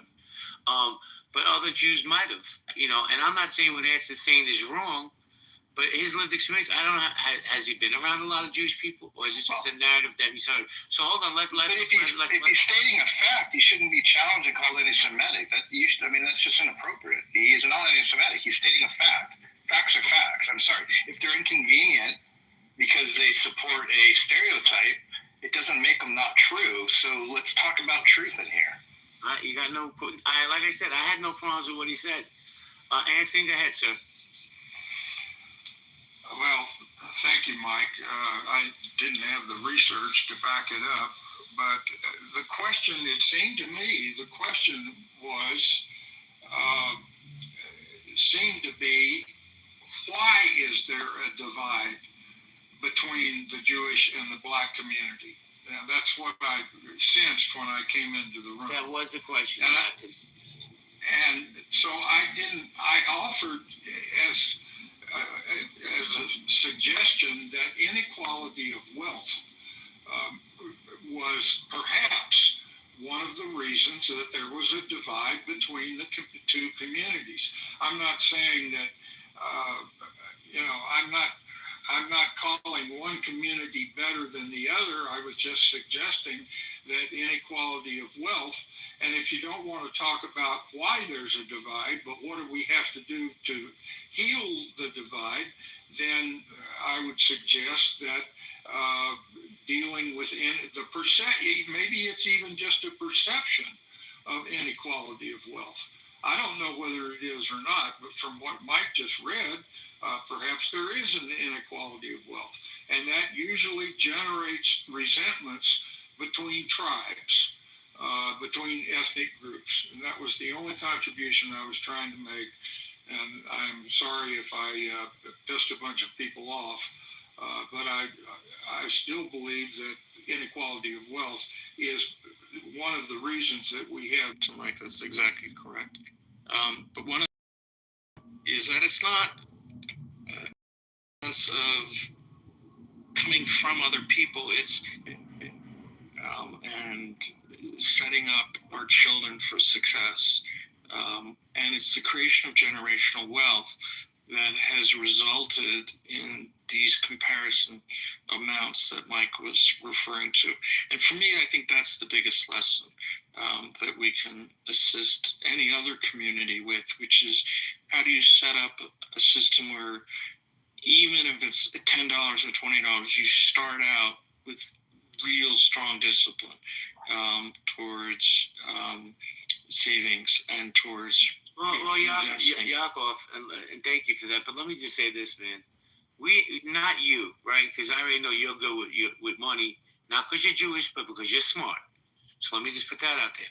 But I think America has a problem with fiscal responsibility, and that's why we have so much credit debt, so much college tuition debt. I agree. And I think education would be really important to every community, not just the Jewish community, the Black community. But before we continue, I want to get Bibi and Harry back into the conversation and think what their thoughts are on the conversation. Bibi or Harry, are you guys there? Bibi, Harry? You little Moroccan, you there? Good to you, man. Listen, Your Majesty. All right, guys, we're gonna go popcorn style. If you All right, speak, wait. I want to say that I'm leaving. Sorry to interrupt, but I'm leaving. Okay? I didn't know this was like so serious. This conversation. I don't know anything about the conflicts between Black and people and people from Israel, Jews. I didn't know. Well, I want to wish you good night. I'm gonna help you leave. You're welcome back in here anytime, Your Majesty. But we didn't need to announce that you were leaving. There's a leave quietly button up there for a reason. Guys, we're going to go popcorn style. If you want to jump in, please do. If you're on stage, please ping people in. Go ahead, Pure, and then we'll listen. Thanks, buddy. Hey, Yaakov, long time no see. The Jews are not particularly unique in this sort of, there's been a lot of books written about quote-unquote middleman minorities, right? These are groups of people like, for example, Armenians, Indians, Chinese, Lebanese, especially the Cantonese. And so there's basically this group of people all around the world. The largest group is like these Cantonese Chinese that live near Hong Kong, right? They always did import-export between mainland China and like outside countries. And they always acted as middlemen. And they basically, what it is they were always hated by other Chinese people, and they were always hated by other people when they go into other countries. So, for example, in Malaysia and Indonesia, and in Thailand, and I think in Vietnam, if you're like Cantonese Chinese, in order to go to university, you have to get something like fucking 10% higher marks than like a Thai person to go into the same course, because they want to make things quote unquote more equal. Right. So the Jewish experience of like having to rely on families and how to like, being middleman persons, it's actually very, it's not unique to them. Let me say this, man. Let me jump in for a second. It's just been my lived experience, right? I am so proud to be Jewish because of my family and the bond that we have. And I'm going to say, when I don't care what community you're part of, but when communities go through enough shit through history, that's going to really galvanize them to keep their family safe. And I believe that wholeheartedly. I think this division that's going on, and I see this division. I'm not saying in real life, but on this app, there's a great division between the Black community and the Jewish community, and I don't understand it. I don't. Because I know as many successful Black people on this app who have real success in life as Jews. So to me, I try to understand where it's coming from. Because what happened after October 7th was anti-Semitism was normalized in this world. There's shit that is being said now that nobody would ever have the nerve to say before October 7th. There was always these little whispers you would hear. Now, and on the flip side of that, racism has been normalized in America since America began. And I'm not saying it's right. I think these are things that we need to address. And we're stronger together than we are divided. So, Bibi or Harry, are you there? Yeah. I got you. Bibi, you've been listening to the conversation. What do you think about everything that's been said? It's good. I don't really have anything to say right now. It's just it was just what Anson was saying earlier. Blacks are from Africa, Jews are from Europe. But then he explained himself. I don't know. I think this room. I think you're right. Ping as many people as you can. There's a lot of good juice coming out of this room. It's educational, and right now I'm just sort of sitting up. I appreciate you.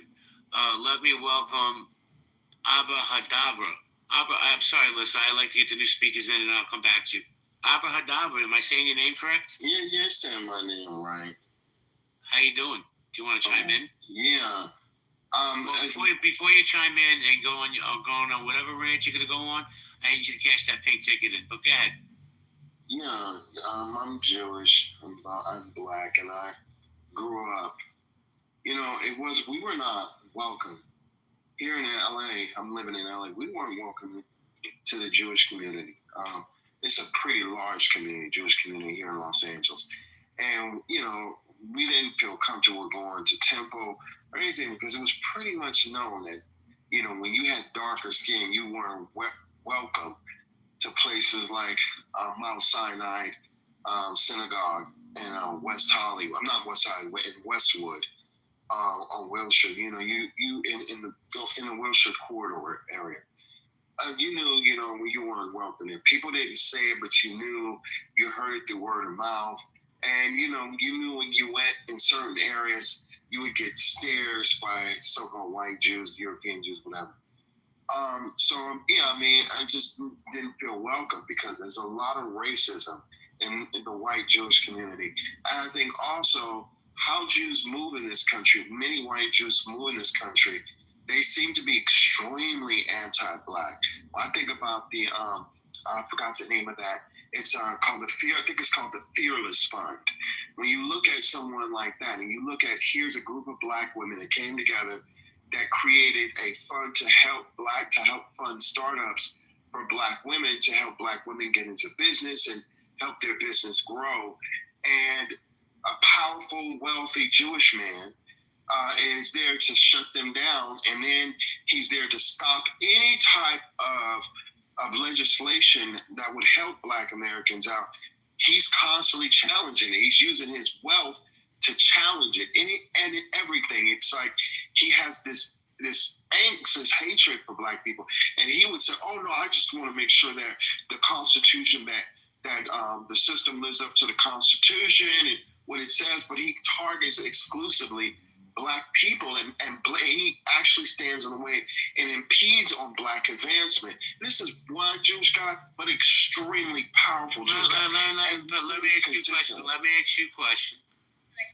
And be honest, Rafi, I got you, but be honest. Who stood shoulder to shoulder with the black community during the civil rights movement? Yeah, but if you even look at that, right? If you even look at the civil rights movement, look at what Dr. King and them said during that time. One of the reasons why there was a breakdown in relationship amongst the Jewish leaders at that time and black leaders is because, again, as Dr. King and many civil rights leaders said, was that Jewish people took on this attitude of black maternalism, that, hey, white maternalism, that, hey, be quiet, let me tell you what to do, you follow what we do, and we know where to go.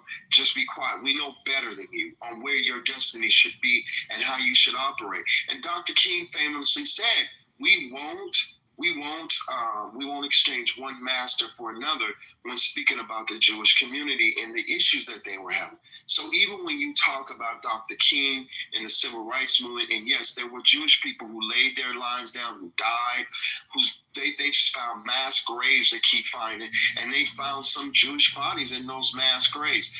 Warner and Shortman, I forgot his name, that died, that were murdered by the KKK.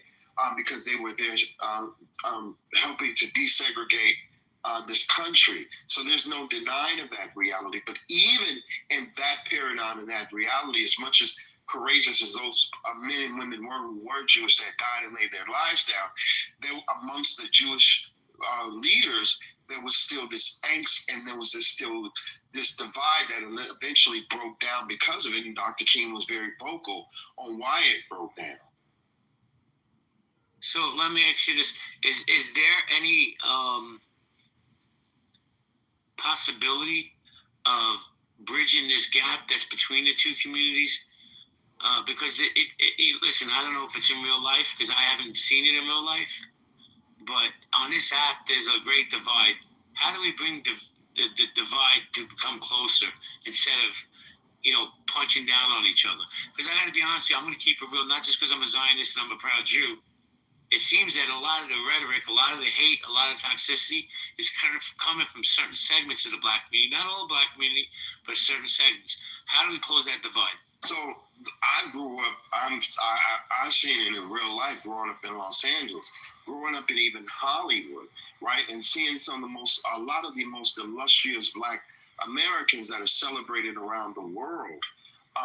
You would often hear them talk about the anti-Blackness that the Jewish community had and dealing with Hollywood and the Hollywood community and the anti-Black tropes and the anti-Black images that many Jewish people contributed to and promoted throughout the world, dehumanizing us, right, as nothing more than criminals, as nothing more than lackluster humans. And this was talked about behind closed doors many times amongst the most illustrious, most celebrated Black folks. So I think one of the major problems that the white Jewish community is going to have to deal with is the level of fervor of anti-Blackness that exists within the Jewish community. Let me just say something real quick. So what I'm going to do, and we're going to be respectful to each other, is I'm going to hand the mic over to Abby, and you guys can have a dialogue. All I ask is that you're respectful to this young lady. Hey, Abby? Hey, everyone. So, quick question for you. What shul were you growing up in? I'm sorry, what? What shul did you grow up in? I can't hear you. What? I'm sorry, I'm outside. What shul did you grow up in? We grew up. I didn't grow up. Because we weren't able to access the Jewish community because of the anti-Black. You never went to shul? We went to Chabad. We went to the Chabad. Which Chabad did you go to? And Culver City and Los Angeles. At times they were open. So what was your parasha then? I'm sorry, I don't know what that is. I'm sorry. Were you bar mitzvahed?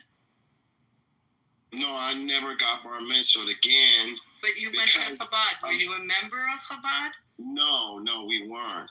We weren't. Hold on, Abby, 1 second. He said that he wasn't bar mitzvah because of why? Because often, again, we weren't able to access the Jewish community because of the level of anti-Blackness that we engaged, that we received. But you just said you went to Chabad in Culver City. Yes, in Culver City, we went to Chabad. But again, we didn't feel welcomed often. But you were Jewish. If you grew up in a Jewish family and you're a boy, and you went to Chabad in Culver City, then they would insist that you have went to Chabad, but we weren't welcomed. We weren't welcomed. So the Chabad didn't welcome you? No. That would be up to That's not true. There's no way. Yeah, that's very true. How are you going to tell me my experience? I'm asking you. I'm not telling you. I'm asking you. I'm just asking you. No, the God is saying that's not true.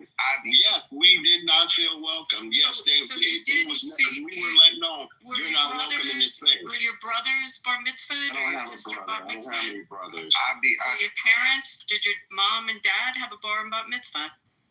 My mom, no, she wasn't actually. My grandmother was, but my mom, she was bar mitzvah, but she didn't practice it. She ended up changing religions. She converted to Christianity. So you were brought up Christian? Early on in her 20s. You were brought up Christian by her then? But I picked it up later on. She later on began to try to raise me Jewish and ingratiate herself in the Jewish community. Well, let me ask you this. Well, let me ask you this question. I'm going to hand it back to Abby. Do you consider yourself Jewish?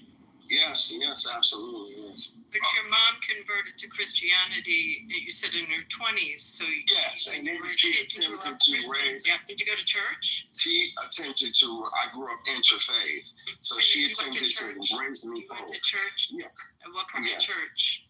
Church of God in Christ, Kojic, because she wanted me to have some roots in the Black community, because she felt. So, when you went to church, you were following Jesus? Yeah. When you go to church. It was more of a cultural experience more than a religious experience. So So your Jewish connection was once in a while, you're saying going to a Chabad in Culver City, but you did nothing in your home to be Jewish because your mother was Christian. Well, we did observe Purim. We would go to, when we were invited to Purim events, we observed that. We did observe the Sabbath. What'd you do at Purim? We went to Purim events. We just go. What did you do when you went? What do you mean what we give? Yeah, what'd you do when you went to a Purim event? What'd you do? We'd go into the event. We'd go to the... What happens at a Purim event? But why am I getting... Wait, hold on. No, she's just asking. She's not. She's just trying to understand what type of Judaism you practice. I want to know, what you were. So what happened at the Purim event? Wait. I want to know this. What do you do when you hear the word Haman? Why am I under interrogation? I see, this is another thing that I experienced growing up Jewish, right? It was the constant questioning to validate my Judaism based on my skin color. So it was always, well, how are you Jewish? You just said you're Jew, and I'm not trying to figure out how you practice. Let me give you an example. Let me give you an example. Someone who's Asian and someone who's purple. It doesn't matter. It does. And we're trying to qualify it. Ma'am. They're Jewish, right? And they would only do this to my mother. They wouldn't do this to anyone else. They would even do it to my stepfather. Are you Jewish? Were your parents Jewish? We would get the third, and this is why we didn't feel welcome, because the constant interrogation, the constant othering, which is what pushed us out of the community and didn't make us comfortable within the community, which then we lost a lot of connections. In order to be a member of Chabad, they would absolutely check your lineage. I mean, that's something that we do. That's part of our lineage. Hold on one second. Hold on, everybody. Hold on a second.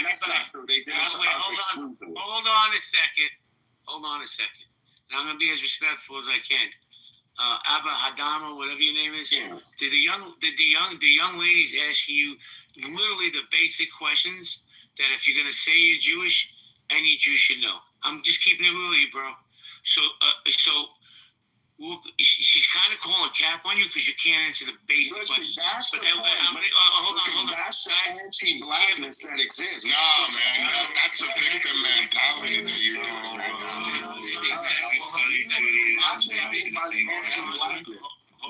a second.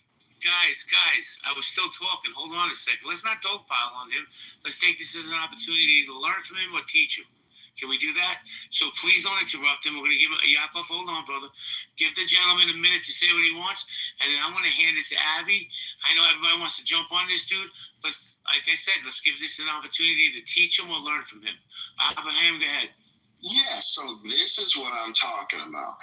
The othering, because we did not feel welcome, because of the anti-blackness that exists within the white community, we were often pushed away. So the traditions and the practices that my mother was trying to ingratiate me in community, we didn't have because we weren't welcome into the Jewish community. And often when you talk about synagogues and things like that, we didn't discover like Ethiopian synagogues until much later into my adulthood, where we were told, even by Ethiopian Beta Israel Jews, that hey, no, we don't go to their synagogues. Yes, there's a clear separation. So even within that community, we were told that there's a separation between whites and Jews. Even amongst Persians, I learned Persians and white Jews, Ashkenazi Jews, there's a separation.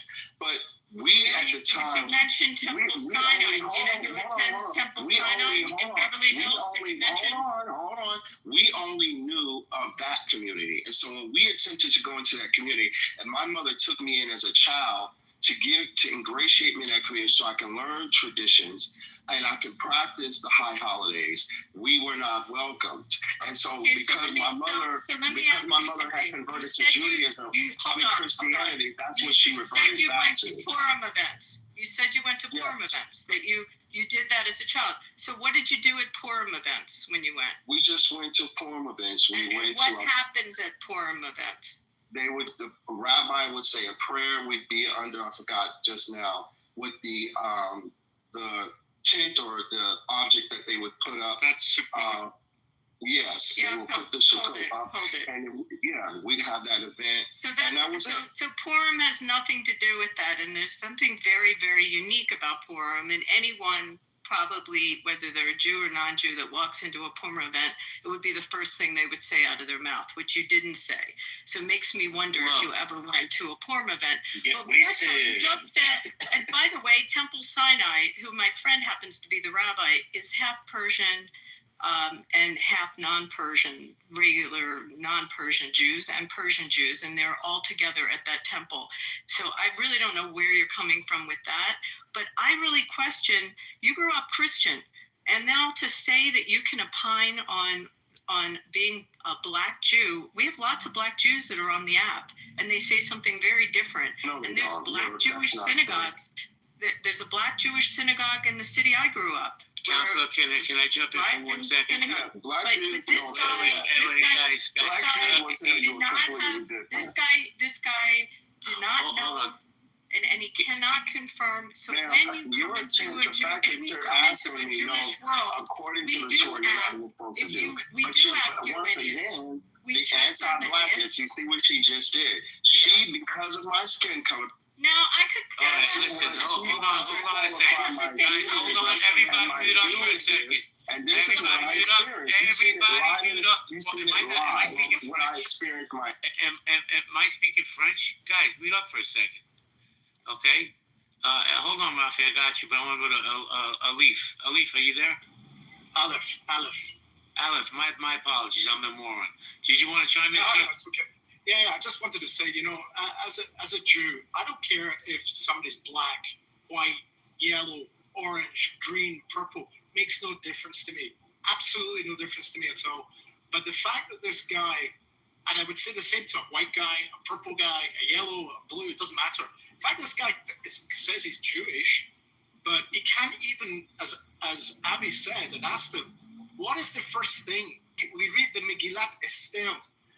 Every time the name Haman is mentioned, yeah, exactly. We boo, we jeer, So this, it's very unfortunate, sir, that if you are Jewish.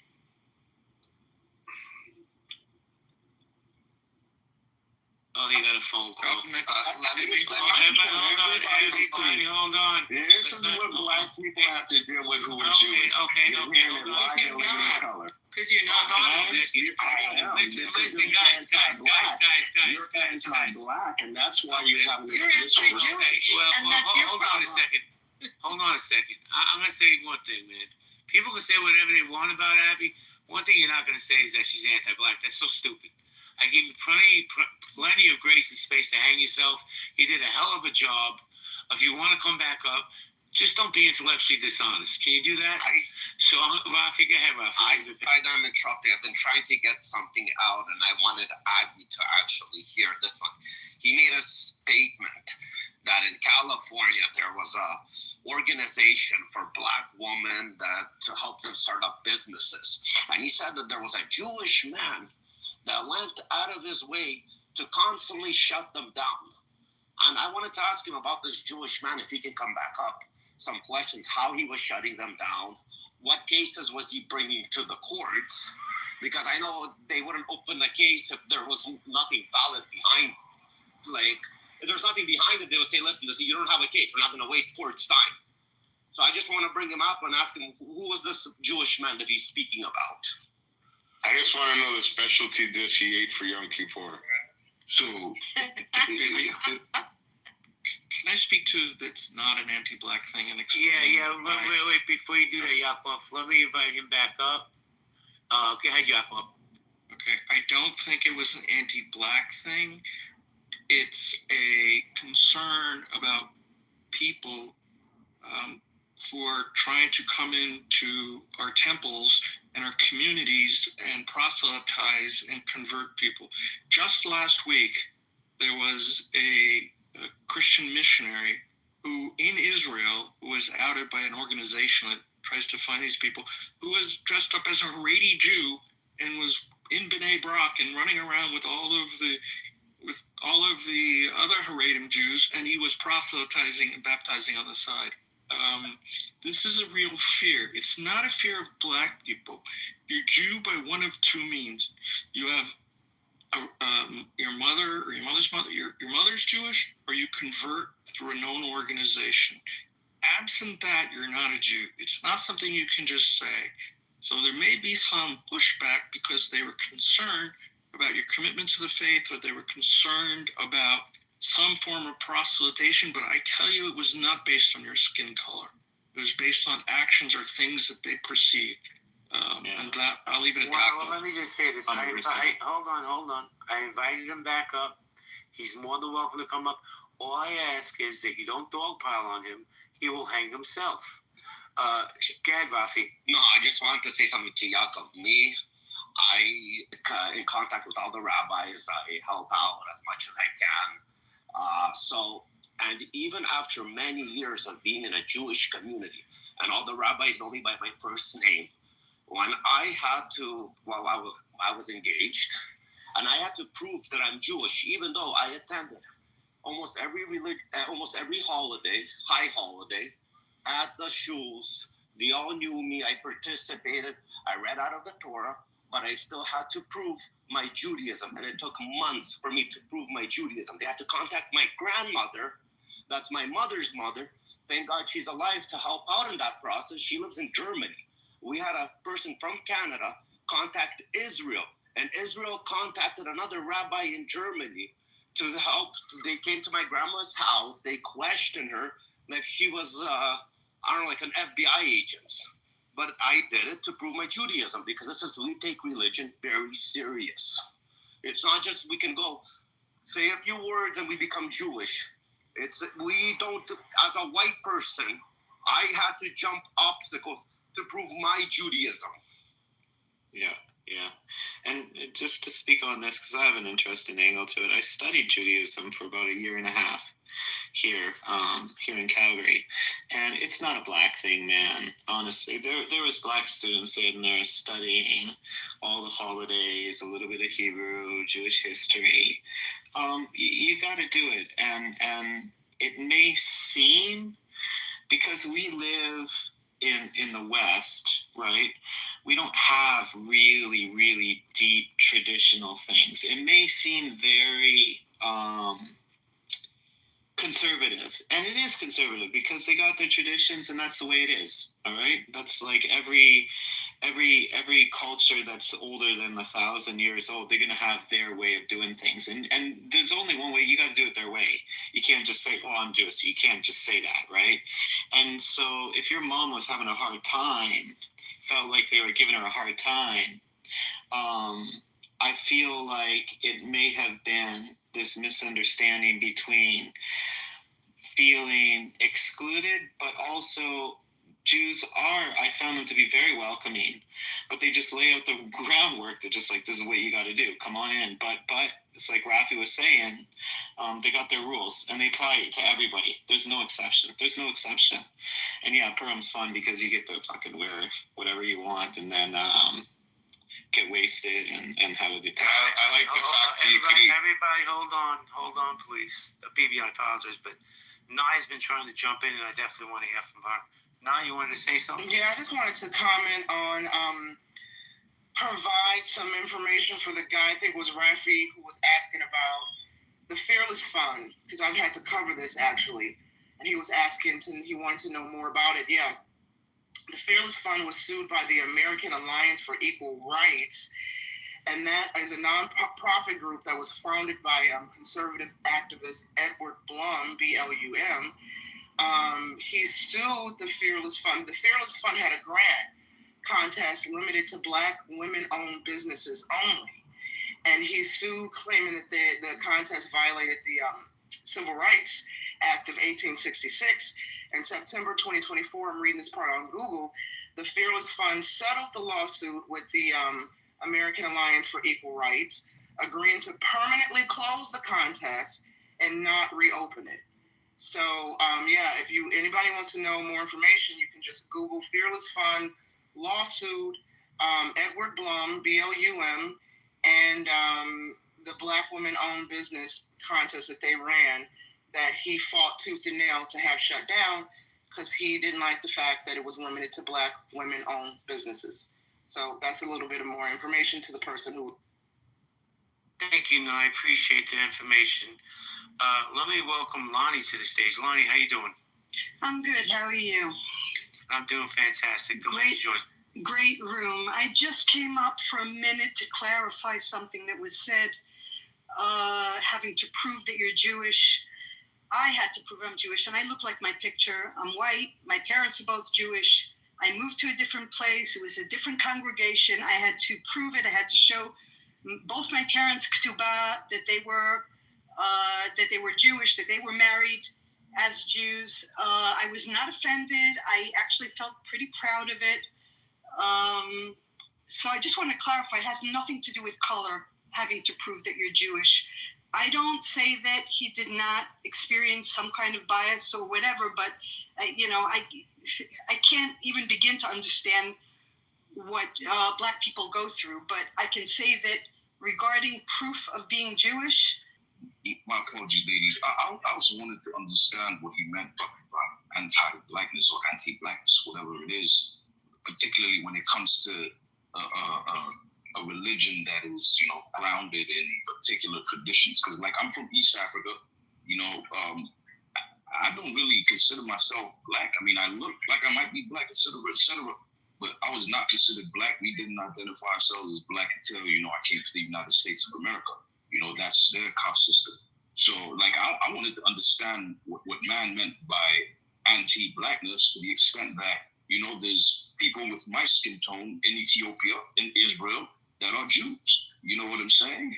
So, and at the end of the day, and even within my tribe, amongst my tribe, you can't say you're a member of my tribe and our traditions and not be able to prove so.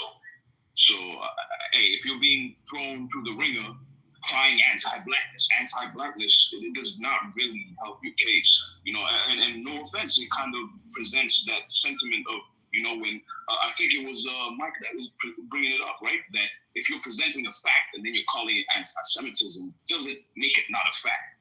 You know what I'm saying? So yeah, I think the gentleman's, trope with the anti-Blackness part was coming, with a similar sense of the anti-Semitism side of it when it's crying wolf. Because there are both sides. There are the sides of, racism and the actual anti-Semitism.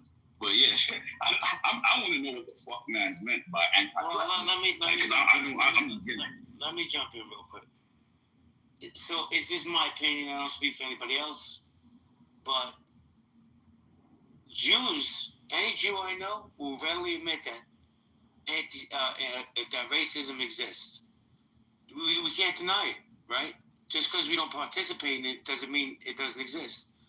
But I find that there's a large segment, and if it don't apply, let it fly, people, of the Black community will not admit that anti-Semitism is a real thing, and it permeates through this world right now. And to me, that's one of the big problems is the division between the two communities. I think it's only human. I can imagine, if you're Black in America and people were ill-treating you, and you felt ill-treated or excluded from something, you might come to the conclusion that it's anti-Black, right? But not necessarily that it's the case. And I think everybody has their defenses up when we live in a culture where these tropes and insults against certain groups of people. I think it's just human to be like that, but it's good that you guys explained that split the difference, Poodle, let me explain what happens. So this dude said he went to Chabad. If someone walked into Chabad and wanted to get married and wanted to marry a Jewish person, and the Chabad was going to be performing the ceremony, they are Orthodox. It is against Jewish law for them to perform a ceremony of a Jewish person and a non-Jewish person. They can't do it. So they will check the background and the Jewish status of the person coming in asking to get married. They have to, because it's against Jewish law and for sure for Orthodox. My conservative rabbi will not marry a Jew to a non-Jew. A Reform rabbi will do it, but a conservative rabbi will do the same thing. They will ask to see proof of religion in order to perform the marriage. So that is a reason, one of the reasons, and there are many, but that's one of the reasons why that's asked, because you would be having the rabbi cannot, and the rabbi has an obligation to make sure that in fact he is marrying people of the same faith, and that's how he practices his religion. And if you want that rabbi in that Chabad to perform the wedding. So I hope that explains it. But, you know, I don't even, it's like... Even for minyans, you need 10 Jews, so they're going to ask. Yes, they're going to ask. We all go through it. And even, like, to say out of all types of shuls, like Chabad, the least, right? full of black Jews, Chinese. I've seen Chinese, Korean Jews, Indian Jews. I'm a very dark Jew. I'm North African. I've never seen any. If anything, I've seen like welcoming arms, but they do want to know if your mother's Jewish, and they just want to know because think about this: they're having a minyan, and there's 10 men there, and 2 of them aren't Jewish. That's not a minyan. Right. And if you want to become Jewish, nobody's going to stop you, right? Same with a bar mitzvah, by the way. They can't conduct a bar mitzvah, not only a marriage, and that's what he spoke of before. Yeah, it's halachic laws. Like, you know what I mean? It's just against Jewish law. When someone dies, and you have to have 10 people there to do the minyan for the service for the dead, they have to. So they have to check that of those 10 people, they are actual Jews. Even the pallbearers have to be Jewish. They have to be Jewish. That's our religious law. Like it, not like it. That's our tradition. Let me jump in. He was turned down at the door because anyone can walk into a synagogue and pray and be there. No one will kick you out, but to be accepted into the community, into the congregation, you have to prove that you're Jewish. It's just, you can't join the minyan or have a bar mitzvah or get married. So they need to make sure. And if you felt like, you know, a third degree was going on, they have to do that. It's part of being Jewish. Lonnie, let me jump in real quick. Because I haven't done a room reset since I opened the room. I'm going to do one right now, and then we'll continue the conversation. Guys, if you're on stage, please ping people in. This is community conversations and collaborations. It is not healthy debates. This is community conversations and collaborations. You have a pink ticket, please cash it in. Poodle, cash your ticket in, you cheap fuck. Can Jews and blacks have a civil conversation? We're trying to find that out now. Poodle, mute up, please. I'm just trying to figure out how to cash the thing in. What the fuck? Dude, you can make perfumes around the world and you don't know how to cash a ticket in? Anyway, guys, if you have a pink ticket, cash it in. We're going to be hosting spaces like this all the time. I want to thank the co-mods for holding it down with me. Sentinel, Miguel, Ashley, cash in your ticket. Elizabeth, we got Thug Bully in the house. I'm surprised he's being so quiet. Rena, good to see you, Rena. Long time no see. Keith, how you doing? Hakima. Guys, I like to get some different voices up on stage because, you know, right now this looks like a nice Jewish prayer circle going on. I need to get some diverse voices up here. So until they come up, let's do we got Braulio. Am I saying that right? Yeah. Thank you, buddy. Thank you. Braulio, do you want to chime in that you came to the stage? I'll wait a few minutes. Just come in, and Mike is my friend. Mike knows. Just while you wait, I just want to let everybody know, for people that don't know how to cash in your ticket, what JB's talking about, at the top of the screen where you see the house name, it's Community Conversation. You click that, it's going to say join house. That's how you cash in your ticket. Oh, dude, I did that. I don't know why. So you probably just have to leave the room, come back. Yeah. Oh, okay. Or Poodle, you can leave the room and not come back. But go ahead, oh, he came back, unfortunately. There we go. All right, guys. Thanks. We're going to go popcorn style, guys. We have a one mic policy. Please respect the one mic policy. If one of the mods come off, especially the ladies, please stand down and let them speak. Okay, Rafi? No, that was an accident, brother. Rafi? No, I said it was an accident. I am mic by accident. Okay, guys, we'll go popcorn style. If you're on stage, ping people in. Thank you. Hey, what's up, Elizabeth? Long time no see. LS, good to see you. Fatima's back. Your Majesty, good to see you, Your Majesty. Abraham, whatever your name is, Abrahadabra. Bro, if you want to come back up, man, stand on your square and claim to be a Jew, be my guest. But you got some really good Jews here that they'll teach you if you're willing to learn. So, hold on. Let me say this to you. First of all, she's not even supposed to question. Yeah, she's not even supposed to question a person's Judaism. That's she's not even supposed to do that. But I purposely act ignorant because I wanted to show everyone. When all the white Jews were coming up and they were talking about the anti-Semitism that exists in black communities or in black spaces, no one quantified or qualified their Judaism, right? No one questioned them. But because I identify myself as black, I was othered. And the point of me doing that was to show that when it comes to black Jewish people, they are often othered and they were often questioned to affirm and to prove their identity and to prove their Jewishness. And from my lived experience, that only happens to non-black Jews, to non-white Jews. Are you a Jew? Yes, sir, I am, yes. Okay.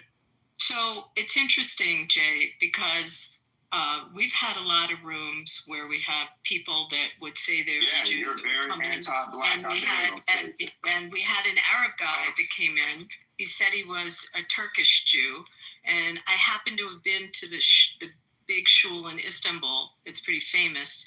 So I asked a couple questions. And he said, oh, yeah, that's where I go. And I asked him about the entrance because it's very specific and very unique. And he had no idea what I was talking about. And then we started asking more questions. And eventually the guy got exposed to being Algerian, not Turkish. And it was all a ruse.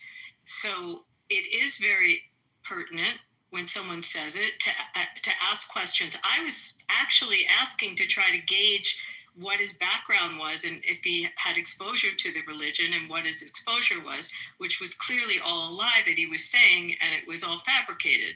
And it came out like, again, like a first-year law student could do this. This was pretty funny to hear how he caved and how he couldn't answer these questions. And then he started like backtracking and just absolutely fell apart. I will ask this of anyone that says it, and we've actually had it often in rooms where people will try to come into our spaces, say this, and either, as Yaakov said, most of the time they're not proselytizing. They're coming in and then they're trying to take a position of a Jewish person that finds all this harm with other Jews, which is what you're trying to do, and none of us fell for it. And you absolutely are not Jewish. You're lying about it, and then in the chat you just said that you were doing this, but it was very obvious, and you didn't really hold up that well. So Abby, my point of to say you go to Purim events and you don't even know that that's our Halloween, that you would walk into a room full of costumes is kind of interesting and exactly. Clearly transparent. Right. So my point of acting obtuse was to show how you other. Abby, I've been in rooms with you many times. You have attempted many times on this app. I have no idea who you are. I know. We've never engaged. No, I really I've just been in. Abby, I've said in many rooms in the audience to listen to you. You have a habit of attacking non-white Jews, right? Particularly in questioning their Judaism. That's not true. I'm going to stand up for you. You're a liar. You're a liar. Hold on, sir. That's not true. That's a fact. You're a liar. Responsibility for your actions, and you're lying right now. You're trying to assassinate your character. You need to be honest about your anti-blackness. And you need to be honest about the anti-blackness that exists in the white Jewish community and take accountability for it and stop trying to deny it. You try to have a rule where you try to be disingenuous and engage black people. And when someone that's black and Jewish got on your stick, yes, you was on the understanding of black Nobody believes anything you're saying. Everybody, hold on 1 second. I just have to say this, right? I'm gonna let you guys go at it. He's a grown man. He can stand on his own square. But I have to say this. Let me say your name again. Abrahadabra, right? I fight with my own community. Like I get beat up by my own community. But one thing I will say, dude, and I'm gonna try to be as respectful as possible. You don't strike me as a dumb guy, but you have to see how disrespectful what you're trying to do to my community, myself, and my friends in this room. It really is disrespectful, and I know you know that. I don't know if you're trying to gaslight, but I can't hold them back because you're lying on us and our people. It's more hate, I'm sorry to say, than for being dumb. He just has hate in him. That's all it is. Because again, he was just proven he's not a Jew. And if there was a black Jew, he would know the answers to what we asked. And he would be a black. Since we met a lot of black Jews on this app, we asked them the same questions as they would ask us, or we would have nice That's a lie. You only asked them. between each other. Just on we always That's a lie. You other everything. than. You other than. Jews were designed to ask Wait, questions.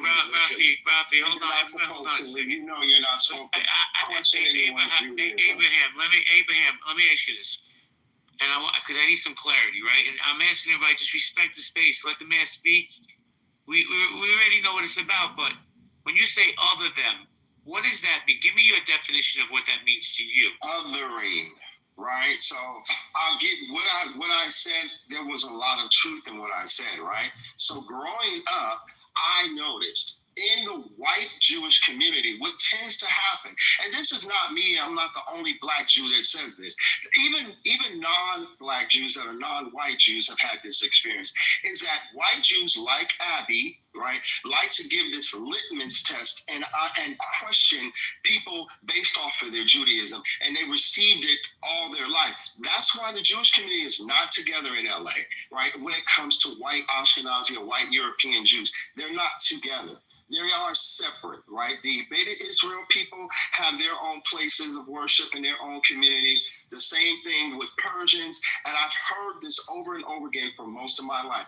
People like Abby, who other people of color, when they push back or when they say something that, or when they come into I'm not going to let you do this, dude.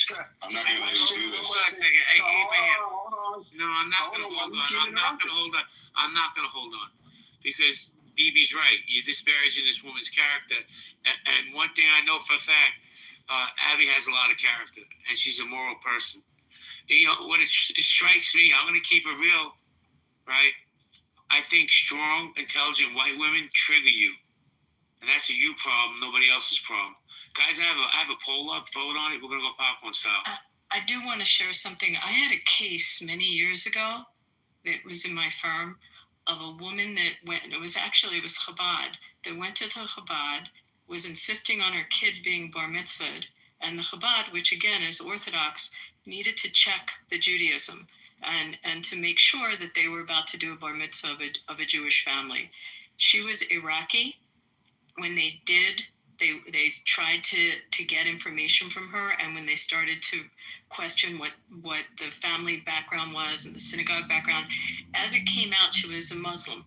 She was not a Jew, and she was very, very much a Jew hater, very problematic, and she was trying to penetrate into the community. And she was also not well, and it ended up in some very strange litigation. That's a whole other story. But this has nothing to do with someone being black. This actually was, someone who wanted harm in the community, and she was an Iraqi woman. So it is absolutely common and important within the community, whether you're a rabbi or you're someone who's just someone in the community, to question this and to make sure that those I's are dotted and those T's are crossed, especially in a religious community. And something like Chabad, when he said that, no. Well, Abby, no risk. That's how it works. Abby, like it or not, that's how it works. Abby, let me ask you a question, right? And I say this respectfully because I have the utmost respect for you. The question, the title to the room is, can Jews and blacks have a civil conversation? And the reason I brought this up is because maybe not in real life we don't see it because we're not really, our communities, we stay with our family and this one and that one. But on this app especially, there seems to be a great division between the two communities. And I'm trying to understand why, because I feel that our communities have more similarities than differences. So how do we bridge those differences, Abby? JB, like someone else said, I don't see it in real life. I mean, I grew up in a city that's got a big Jewish community and big Black community, and our neighborhoods were mixed. Our communities were mixed. I'm back there a lot, and I don't see it. We have a good relationship, and I grew up that way in just a mixed community. So I don't see it like I hear it on the app. On the app, I think it just attracts some pretty insidious people that just have this anger in them, like we just heard, that want to incite and cause issues where there shouldn't be. And then there are people that that are in this room that are wonderful, that we have like normal conversations. We talk about everything. So I just think there's some bad apples that come on the stage. But in real life, I don't know. I'm a Philly girl. I know you hate that, but I don't. I love Philly. I just don't like this. We're fine. Like our communities, and we have, by the way, there's a very, very famous Black synagogue that's, I'm trying to remember the name of the rabbi there. I think it's called Beth El. That's been there for years and years. In a good relationship within the community. Like, I don't know. Abby, I agree with a lot of things you're saying. One thing I disagree is that I hate that you're a Philly girl. I love Philly. I love the food. I love the people. I just don't like the sports teams. But I'm going to make a statement and tell me if you agree or disagree, and then after you, everybody can answer the question.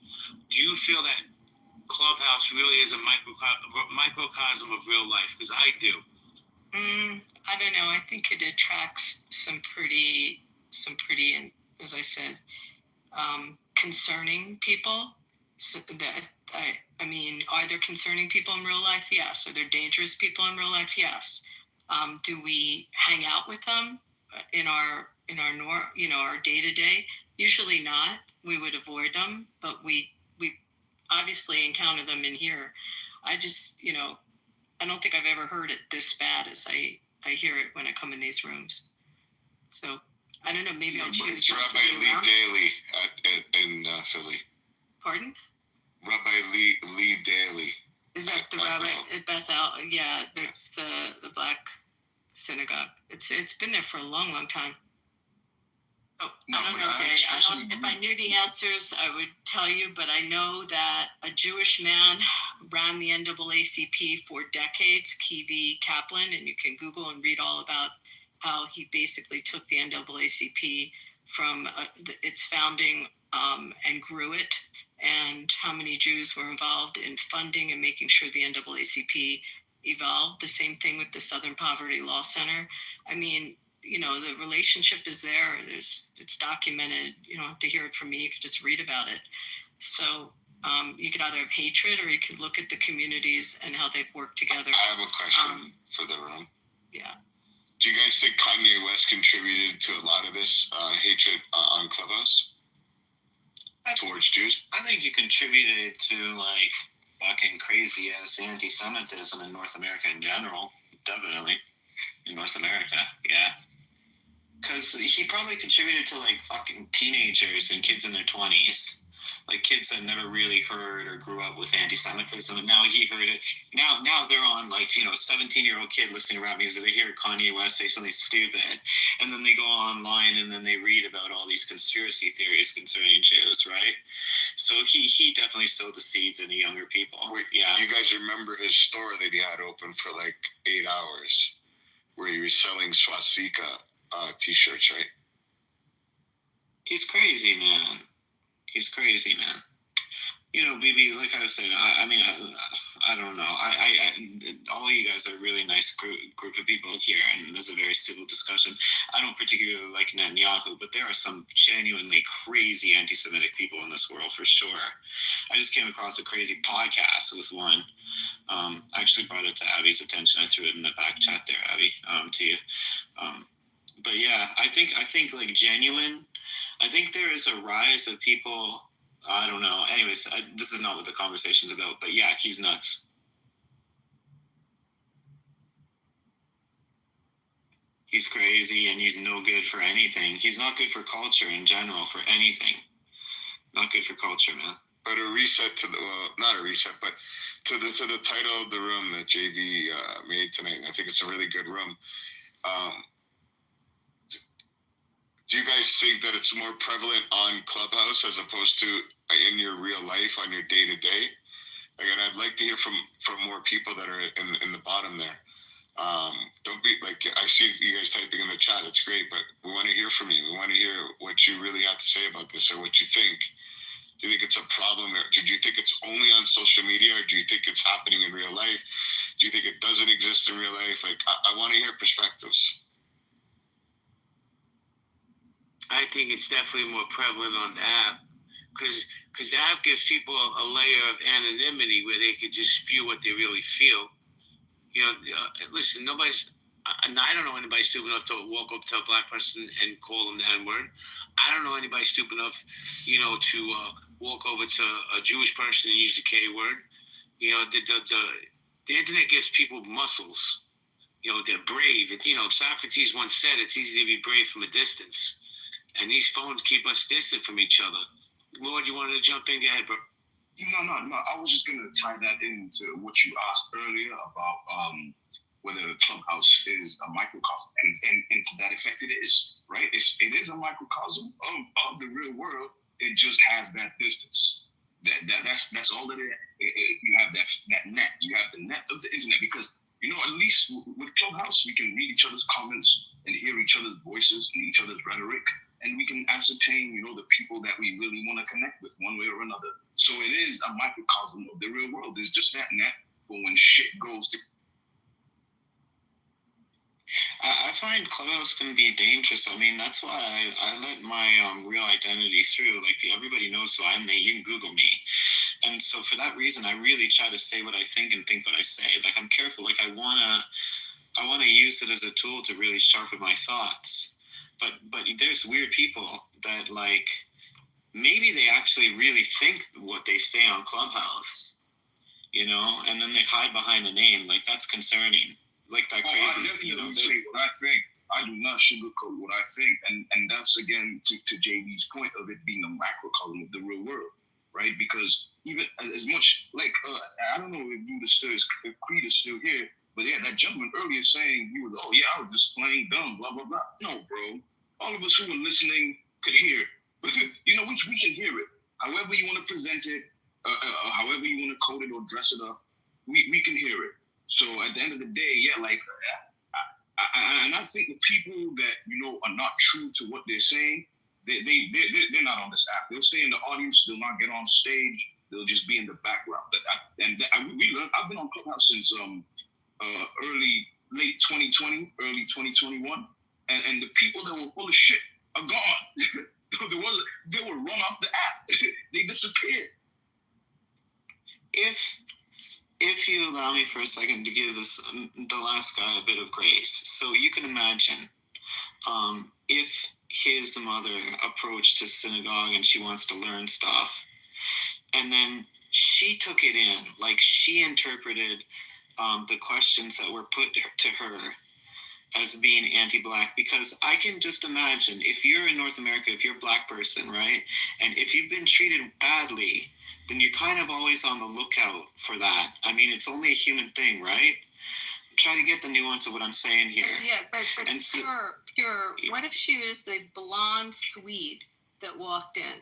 Do you think the rabbi would ask the same question? I do. You I do. I do. They're gonna, like, okay, if you want to profile. Absolutely. So come on. Yeah, No. Korean and she walks in. They're going to ask the same question. They will. That's not what I'm saying. Abby, try to get that's not what I'm saying. I'm trying to catch the nuance here. I'm saying it's in her head. I'm saying that if you grow up in an environment and you have been mistreated, right, because of the way you look, then if you're mistreated again, you might just jump to conclusion, right? I completely agree with you. Like, for example, when I was in Japan, right, because Japan is 99.999% Japanese, and like I'm like the one white guy in the town. If I sit on the train, and then someone that I was sitting next to gets up and moves over and goes sit somewhere else, I have no idea the real reason they got up to move to the other place. It's just my perception. If I was in a bad mood, I would think to myself, oh, okay, yeah, this person doesn't like me because I'm not Japanese, right? So you're always navigating your interpretation of the environment. I'm not arguing against your point whatsoever, Abby. Do you get what I'm saying? Yes, I do, but you have, like, people are just not getting it. We have the right. No one has the right to tell us how to be Jewish. I agree. In our religion, this is part of it. This is part of it. And if you ask a rabbi to marry two people, it is a hate. It is a sin in our religion for an Orthodox rabbi to marry two people that are not of the faith.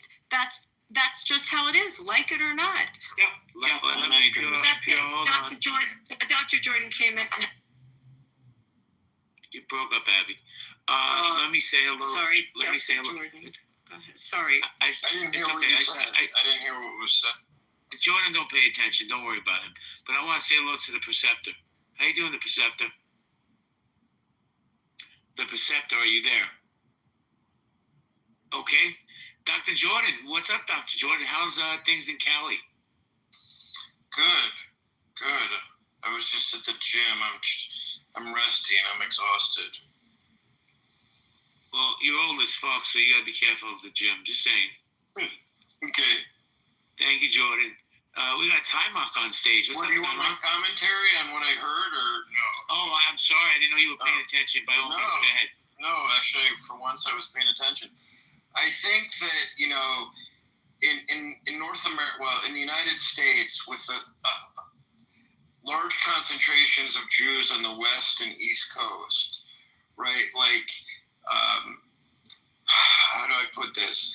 I think when you get into rural America and like there's some things that within the Jewish community we normalize, and so I think that plays a role. Like a cognitive bias is going to be stronger, or a cognitive distortion may be stronger the more insulated or insular you may be. And I may be wrong about this. So I think people need to kind of also consider the demographics when they're talking about intermingling with people outside of the community and their history of exposure, right? Because when I traveled to places where there weren't a lot of Jewish people, I wouldn't say that I would code switch, but I was certainly either more on guard or perhaps adopted different ways of engaging with people because I was trying to step into the shoes of someone who was more or less familiar with my background. So I think some of these things have to be taken into consideration. I tell you what, Jordan, I went to the Florida Panhandle one time, caught a flat tire, and you could just feel the anti-Semitism in the air. It's bananas. I can't even really explain how crazy that situation is. One day I'll tell you that story. Can you say something really funny, or not? It's not actually funny. There's a case going on right now in South Florida, the Danny Markle kind of trial, which is, it kind of captured my attention just because it's a high-profile Jewish family from Miami, and it's a tragic story. But there's something to be said for this couple was working out of Tallahassee, both lawyers at Florida State University, the husband very accomplished. And one of the reasons that I think the general public doesn't quite understand this story, and I'm not excusing the horrific crime that took place. Wait, is this the wife that the wife or her mother had the husband killed? Yeah. The mother-in-law, like the daughter, really wanted to get out of Jacksonville, and it kind of speaks to this, right? I'm not saying you kill someone because of it, but to be in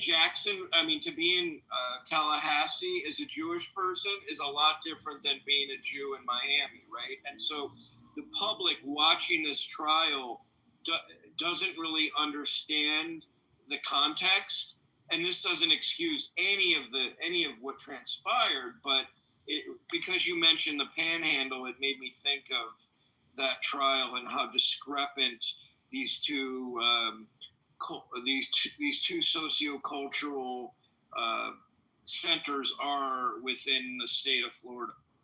Thank you, Jordan. Appreciate you. Let me try the Perceptor one last time. Perceptor, are you there? All right, let's go to the movie star. Time Mark, how you doing? Hey, how you doing there, JB? Doing fantastic. And yourself? I'm great. Bro, are you enjoying this amazing weather in New York or what? It's the best. Amazing. I wanted to comment because that guy, this clubhouse is fascinating. And you talk to, and you ask the question about what do you think about, is this a representation of, the real world outside? It can't say exactly because, I would think it would be a good idea for people not to use these fake names and them to be who they really are. This way, that when they come into rooms, and to a certain degree, they're verified, right? But this guy and others come into rooms and they use whatever excuse that they don't use their real names, right? And they could say anything out of the side of their mouth. I've seen that guy in a few rooms, and he's committed to what he's committed to, and a lot of it's just trash. And it takes a certain character, to be that way. Yeah. So I really think that Clubhouse should rethink who they allow to be in these rooms with these fake names. That's the most that was bugging me a bit. I said, have some real names, no more fake names. Bro, you're saying it to the choir. Clubhouse, by the way, I don't know if people are familiar with it, have changed the terms of service, and starting in the new year, they may require who they are. I think that's fucking amazing, bro. Yeah, I think it's good too. Yeah. That's what it should be. Well, I think it's terrible because what has happened is at the beginning of this app, when it was invite only, people were coming on here under their real names, their own businesses, like their bios were actually who the person were. But once all that doxing shit started, people were getting signed up for the military, people were calling people's jobs, reporting false claims on, like, all the goofy shit started happening to people. Then people began to guard their identities. Now, everybody that has a fake name isn't actually hidden. They're just not being transparent to the weirdos that are on here. It's a lot of weirdos that have grown on this app since its inception. There were plenty of celebrities on it. I'm talking about actors, actresses, singers, writers, producers, like real people, real lives that really use this thing for what it was initially started out for. But now, people have to guard their identities because it has changed.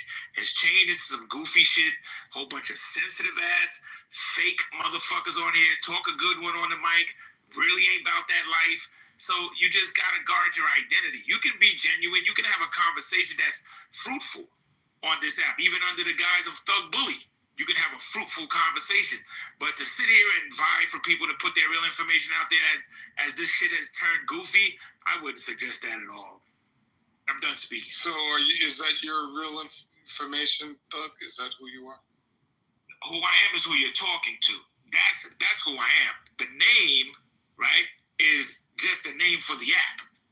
So if you can't discern a serious conversation out of a person because of these names, just like the PTRs, they got some weird ass PTRs up here. People looking like cartoons, and you got some guys that fucking are perverted. They like them women with the fake titties and the cartoon looking images. They probably jerk off to that shit. I don't know. But you gotta just think about what you come on here for. If you're a person that come on here looking for somebody's real name, I gotta question you. I'm done speaking. Hey, can I respond to that? Hey, the Perceptor, I've called on you like 5 times, bro. Oh, I'm sorry, man. I couldn't hear you, man, because I'm outside in Long Beach. Sorry about that, brother. All right, listen. Do me a favor. You could definitely respond, but you and definitely Doug Bully, please cash in your pink tickets. The mic is yours. I gotta protest with my pink ticket, JB, because I've been getting treated real fucked up on this stage by mods. I don't know who's doing it, but I gotta protest with this pink ticket. If you want to kick me out, I'm cool with it, but I ain't turn this ticket until I get better. First off, I'm not gonna kick you because you won't cash in your pink ticket. But let's keep it real. You gaslight sometimes. And, you know, I don't touch you. If you say what you got to say, man, but I don't have to agree with you, but I'll leave it with respect with you. But let the Perceptor answer, and then I'll come back to you, Doug, please. Thank you. The Perceptor. Thank you, JB. I was actually going to answer the title of the room, but for the sake of the brother's remark about people with cartoons. So the reason why I had a cartoon, some of you may know me. I go by the name, my real name is Fleming Burrell. I went by my real name. You know what happened? Whatever room that I was in, apparently I don't even know the term doxing until someone had to explain it to me. The phone number that I used was actually my work number because I'm always on call. And so most of the time when I'm on Clubhouse, I don't use my personal cell phone. I use my work phone because we change work phones all the time. So I feel like, well, it's a lot safer. You know what I got? I got random calls thinking that some of my clients are calling me or my supervisor. People texting me throughout the night, heart emojis and whatnot. I'm like, I don't give my number out. So I had to explain it to a buddy of mine. He was like, oh, dude, you got doxed, man. And I'm like, what is that? Like, was somebody somehow was able to pull up your cell phone number? I don't know how that's possible when I don't put my number out there. So it's the first time I've used it. So now I'm very much cautious, which is why I used to have my real picture up there. Now I have a picture of Bart Simpson. You know what I'm saying? Because there's a lot of crazy people on here, man. And so I don't know who's who. I don't know who has good intentions. For God's sakes, I'm a scientist as well. There's a lot of people that spread misinformation. There's a lot of people that have threatened scientists. Hey, Perceptor, hold on 1 second, because I want to piggyback off what you just said. And this is serious. And by the way, if there's no replays on here, only because Pepe's gonna replay it in his room. No, but there's no bullshit. She had to change her number. Now, that's my ex-wife, but we're still good friends. She laughed about it, but that made me nervous. Right? That's fucked up, man. Why are you bringing my family into this? I don't give a fuck what you think about me, how you hate me, but to get my family into this, rest assured, if it happens one more time, the police will be getting involved. Sorry, the Perceptor. Please fit. No, JB, I'm glad you validated what I'm saying. So to answer to what Doug was saying, that's why I changed everything. Obviously, people that know me know my voice. So they're able to discern who's talking. Obviously, based on my profile, people know, and that's why I have a picture of Bart Simpson teaching a class talking about SARS-CoV-2. So that's why I have that. A Perceptor. So, yo, man, I get it, homie, because when I first started on this app, my real name, there's only 2 people on this app that know me from day one, that know my real name, know my businesses, that know my shit. Matter of fact, 3, right? And nobody else knows that shit. So these people I know are trusted. Anybody else that, if my name would have, those are the only 3 people that could have done it, right? Yeah. Because I protect my shit, right? But I know they're not doing that because we don't have that rapport. Like we look at all the goofy shit that goes on in this app. We know who all the goofy mods are. We know who all the sensitive people are. We know all the people who gaslight. We know all of who everybody. We've been on this app from day one. When you had to be invited to this app, right? And I'm on my 31st account, 31 accounts, because I've been getting clipped by groups on this app because I don't give a fuck. I'm gonna always say what I need to say, no matter what anybody says. And I ain't been clipped in a year. So that clipping shit, that shit has even died out. It just transformed into some egregious shit. Well, Doug, respectfully, if you keep spewing the anti-Semitism that you like to spew, you're going to get clipped again, I can tell you that. Do you see what you just did? I said the truth. Do you realize what you just did? I know what I did. If I call out what you just did, you're going to get mad. I'm not going to get mad. I'm going to keep it real. I'm going to keep it real, too. I'm gonna keep it real too. Why would you bring up me and saying some shit that's saying anti-Semitism when that's not what this conversation is about? Why would you do that? Because you're sitting there like you've been victimized. They had 31 accounts. This is my no. account. Nobody said I was victim. See, that's the problem with you. Like they centered the conversation around you. What I said about you was 100% true. So, but I don't know why you would bring them back up if I just moved them down. Because you're a liar, and they want me to call you out for being a liar. Okay, I'm a liar. So stick around a little longer until you start spewing your anti-Semitism. You act like this is my first rodeo with you. Okay, hold on, time out. Let me just finish this. It's not my first rodeo with you. I've engaged with you many times, and you've spewed many anti-Semitic things. Sorry, time out. Then I want to say a little serendipity. Yeah, sure. So you said that they're definitely going to have verification of who's on the app. When is that going to take place? From what I've read in the terms of service, it's supposed to start the beginning of the new year. Yeah, so for obvious reasons, I understand what people fear about doxing. I understand that.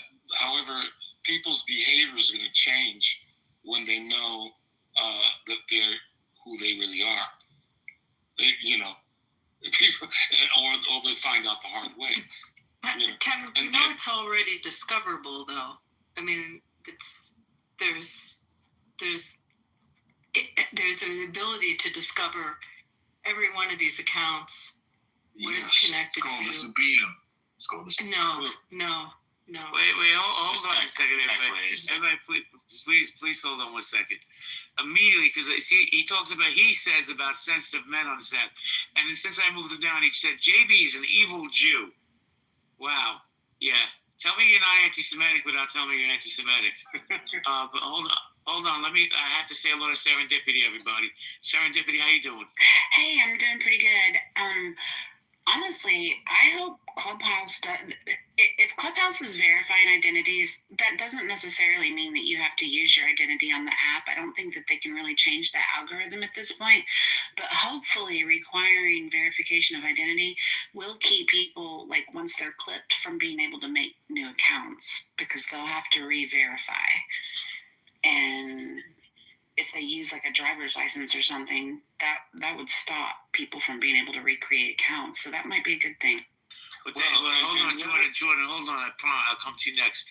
I have to address something in the chat. Dark Mode said everyone has an IP address, including Abby. Dark Mode, I don't know, bro. Kind of seems like a threat to me.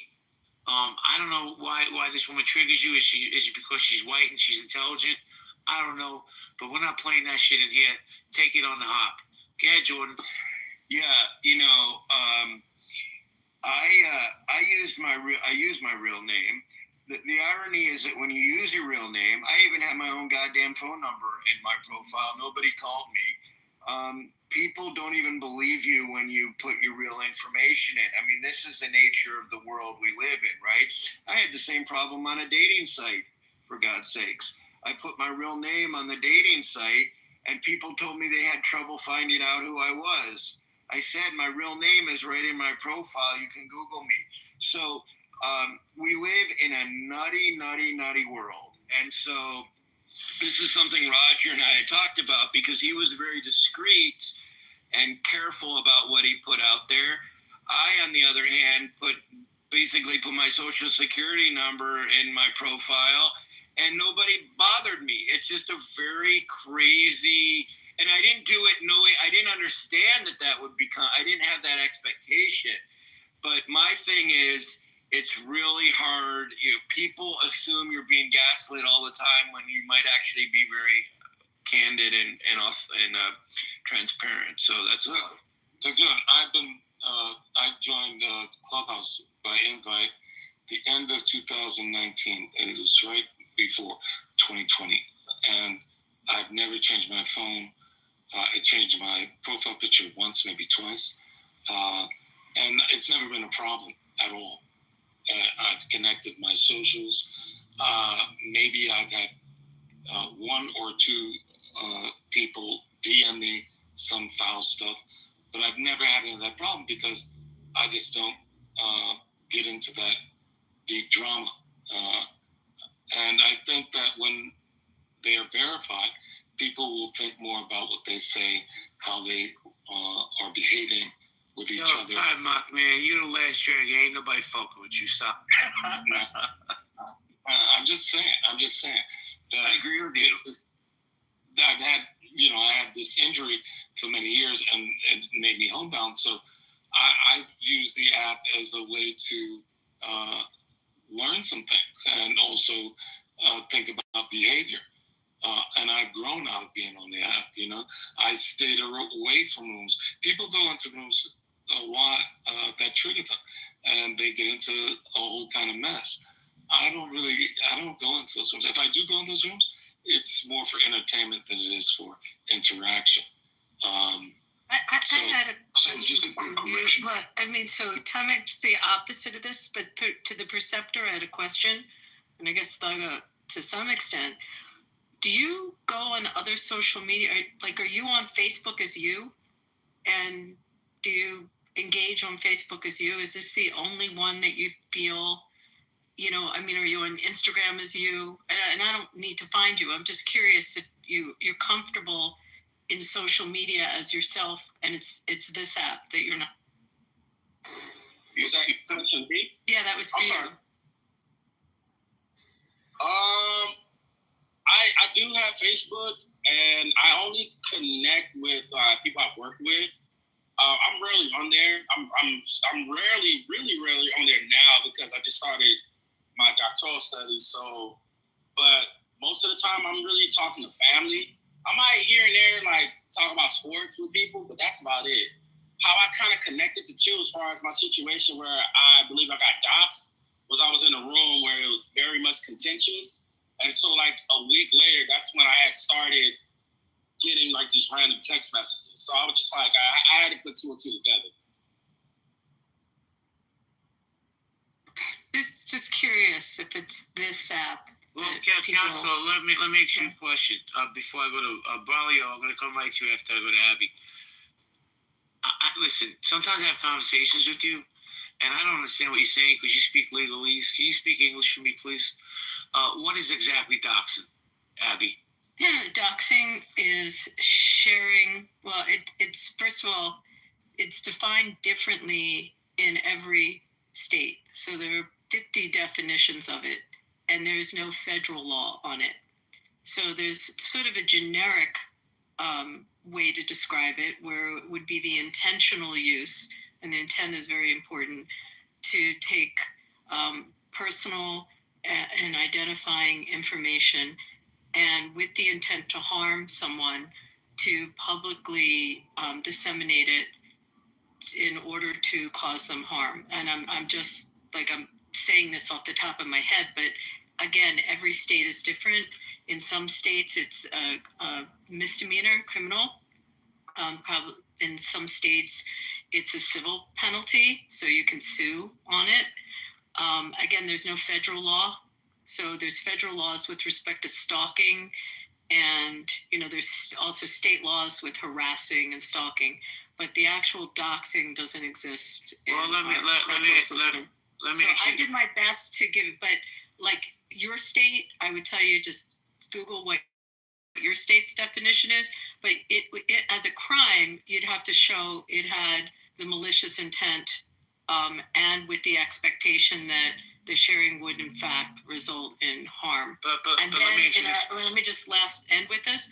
And in a civil setting, the person that resulted in the victim of it would have to show they'd have to show their damages, what damages incurred as a result of it. So let me ask you this follow-up question.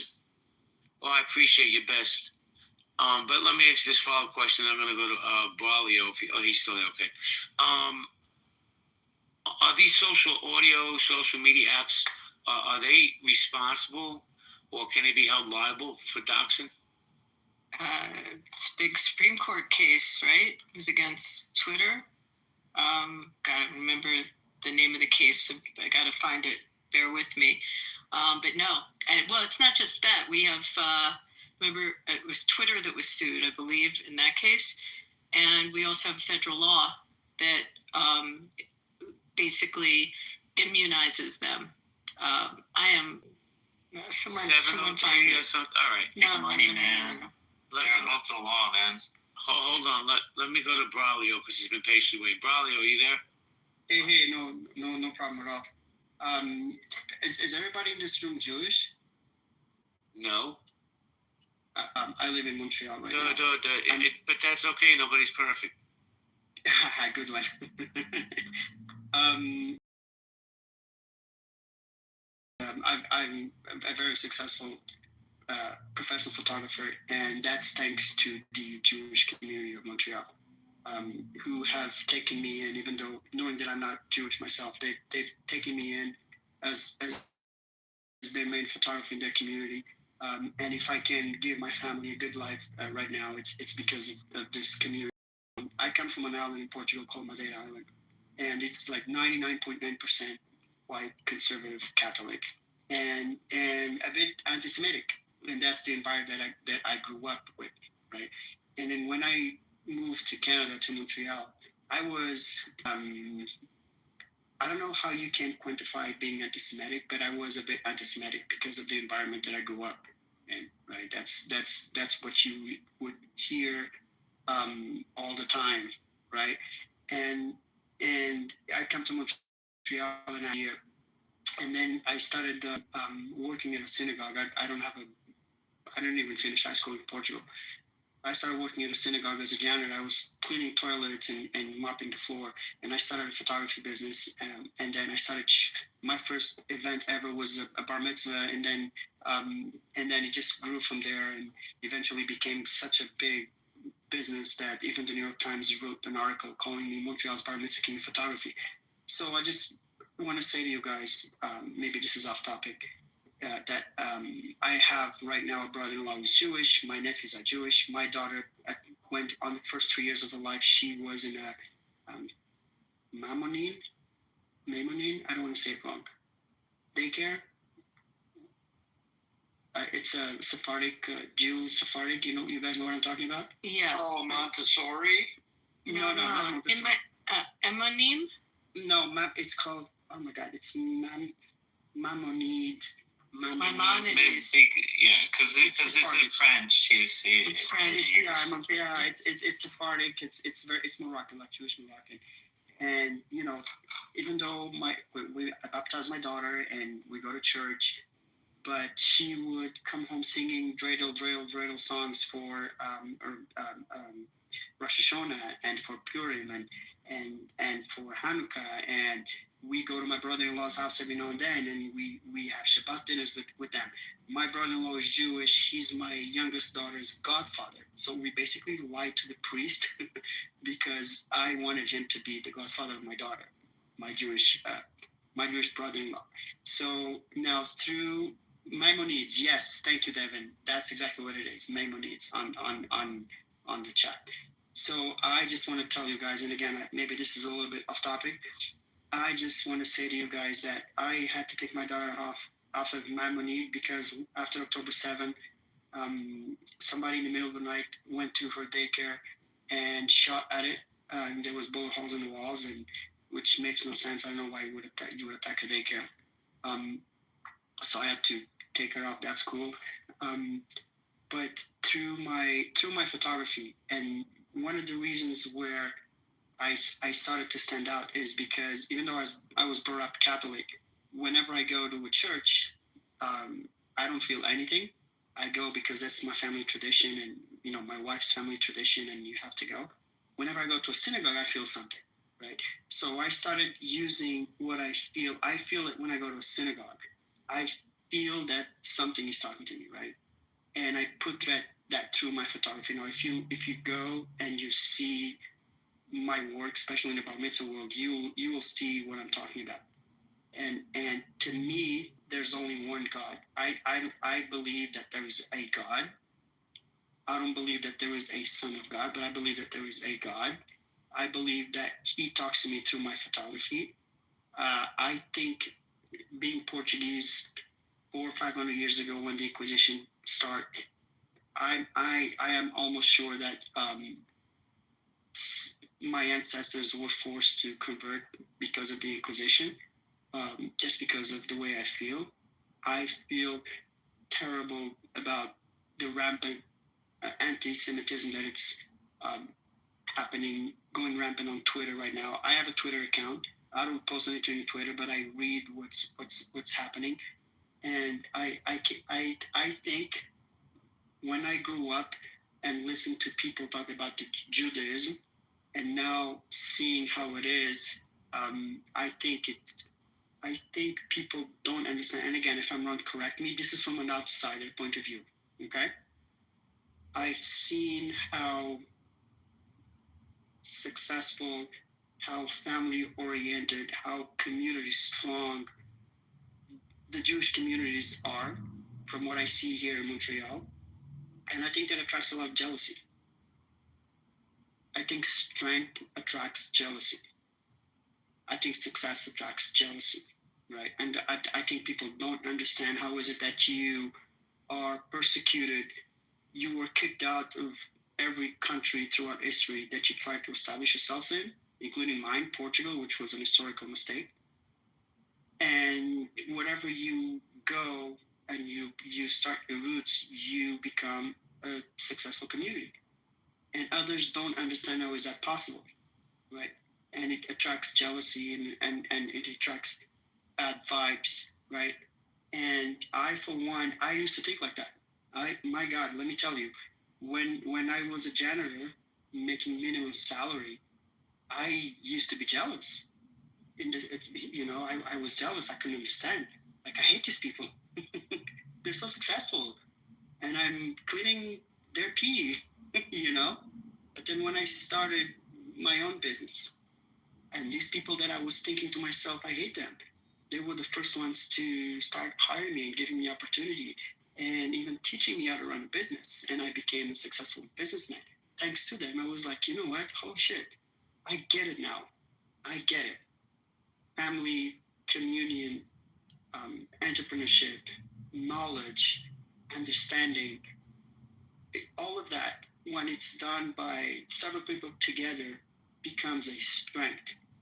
And whoever doesn't understand that, for them, it breeds jealousy. Sorry, English is not my main language. It breeds jealousy.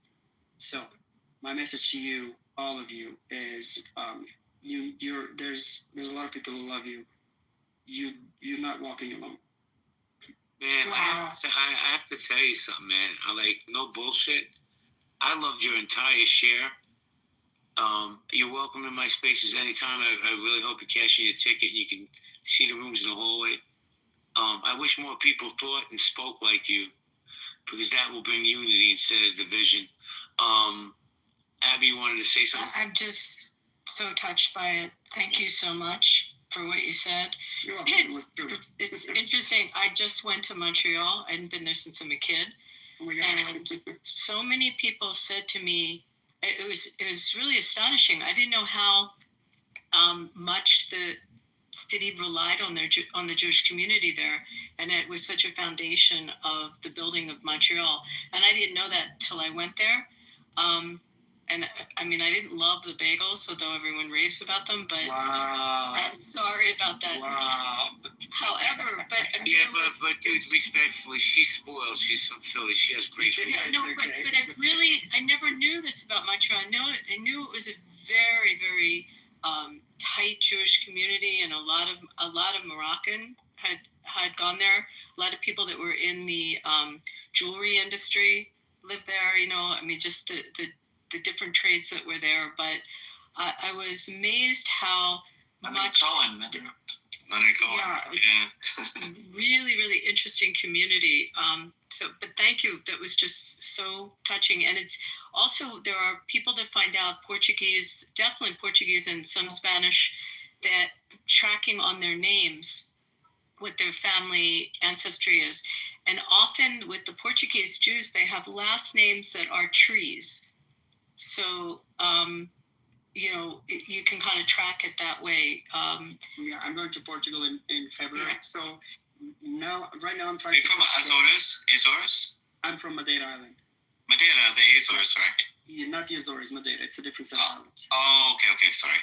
I'm right now trying to. Every year I host a photography workshop in Vegas, And next year, I'm trying to put together a bar mitzvah photography workshop in Las Vegas. And I'm finding some resistance from rabbis because they ask me immediately, "Are you Jewish?" And I say, "I'm not." Hey, Braulio, let me tell you something. I got your hand. Let me tell you something real quick. You happen to walk into the right room with the right person who's on my stage and is Ahmad, because she's the big mocker in Las Vegas. You have no idea because you're Jewish, and I say I am not, sir. But so how are you going to teach? Who are you speaking? You have to tell me who you're speaking to, and this one's easy. Shanowitz. Yeah. Okay, so we'll go over to the main Chabad who he works. This is why I believe in God. this You got the inside scoop, man. No, I know him really well, and I know the show really well. But yeah, that's easy. Just send me contact and we'll talk off the app. Happy to help. Well, see, Braulio, this is why the show's called Community Conversation and Collaboration. So listen, send her a back channel. Let me just jump in. I can't tell you what slot machine to play, but I can definitely help you with that. So. No, I don't play. I don't know the habit. Don't play any of them, man. No, That's I don't. a bad idea. Every time I go to Vegas, I've never played a single dollar. Well, you're smart. Keep your money that way. Yeah. But guys, I gotta get going. I don't know if the mods want to keep it open, but I gotta get going. It's almost 12 o'clock here. I still gotta take care of my puppy. So Abby, I know you're gonna say no, but Abby, you want to keep it open? It's up to you. Abby? Silence is acquiescence. Silence is acquiescence. Hey, what kind of puppy you got? I got a Shih Tzu. It was an impulse buy, and he's driving me crazy, but I love him. I got divorced and I got a puppy. Man, I got an Amstaff. He's about 8 months old. Wild ass motherfucker, man. God. Anyway, Abby, do you want to keep it open? If not, I'm gonna scoot too and see if Dr. Jordan does, but I'm gonna. Abby, I just sent you a message. Okay. Okay. I'm absolutely happy to help you. Oh my God, I can't even believe it. Hey, Braulio, this is how you pay that back. You cash in that pink ticket. You keep coming back to my rooms. Absolutely. Jordan, you gonna keep it open or you gonna go to sleep? I mean, I can keep it open for a bit. I'm reading stuff, but yeah, if people want to hang out a bit, I'm happy to keep it open. All right, do me a favor. When you leave, just close it down. Everybody have a great night. Council, I appreciate you, Braulio, man. I'm glad I got to meet you. Everybody else have a great night. Stay safe.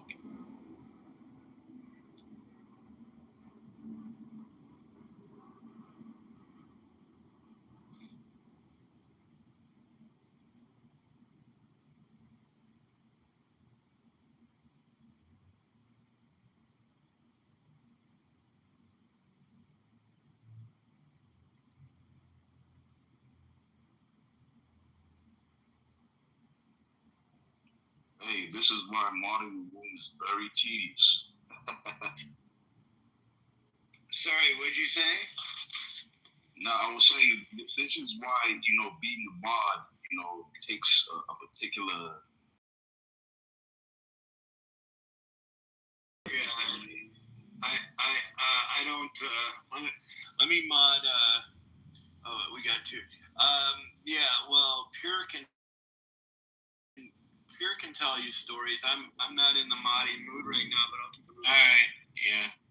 I got another 20 minutes in me here. I'm in my laboratory.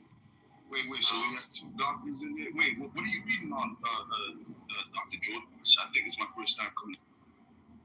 I'm sorry, marketing. What kind of marketing? Well, podcast content marketing, using podcasts to draw in clients and send my clients to guest stuff.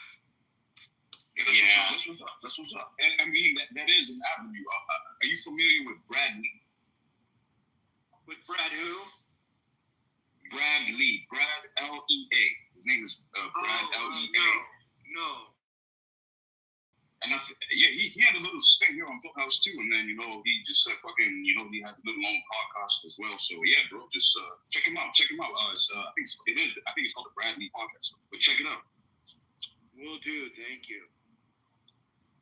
Hey, Dr. Jordan. I try to do marketing once in a while. I don't know. my Instagram's pretty good. But man, it's exhausting, eh? Like having to keep up and do so many different avenues, and it takes some short-term thinking, long-term thinking. Yeah, I mean, I don't encourage, like, you know, everybody's trying to build a following and post, like, and constantly not right representing talent. I don't, you know, some people, if they really love it and they're good at it, that's great. But yeah. I think depending on what industry someone is in, if they want to be on a speaking bureau or publish books and stuff, they need to look strong in their field. And just because they have a strong social presence doesn't mean that. So that doesn't mean it can't help. But excuse me. I think there's different ways to really brand and market yourself. Well, it sounds like that last Portuguese guy got his corner of the market. Yeah, he did. I mean, he did. He did. I was thinking, oh God, this kid, not only did he learn business skills from the Jewish community, he learned how to network. He just came right in. Exactly. He told his story and he got his game going. So. Well, you know, when you speak with sincerity like that, people love it. Like, and not just the Jewish community, every community. If you're very sincere and you put out good work, then, I mean, that's the good thing. But he's in the city, right? But I knew the second, if you saw, I posted, he's a bar mitzvah photographer before he even said that, because I knew immediately that he was on the bar mitzvah circuit. I mean, whatever. Nothing wrong with it. That's great. No. Hey, and what kind of doctor are you into, if you don't mind me asking? I used to be a zoologist and a veterinary scientist, and then as a science writer, I started representing other subject matter experts, and so that's what I do. So matter of fact, I'll put a link in the chat relating to like a speaking doctor. This is Dr. John. All right, thank you.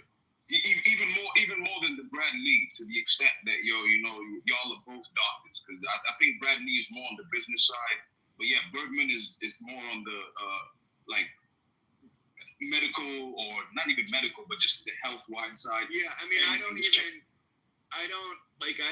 deal with, like, yeah, people may know me by that, but I'm not even in the science side anymore, other than to say that, like, if I work with someone with a science background, I might be more poised to help them because I understand where they're coming from.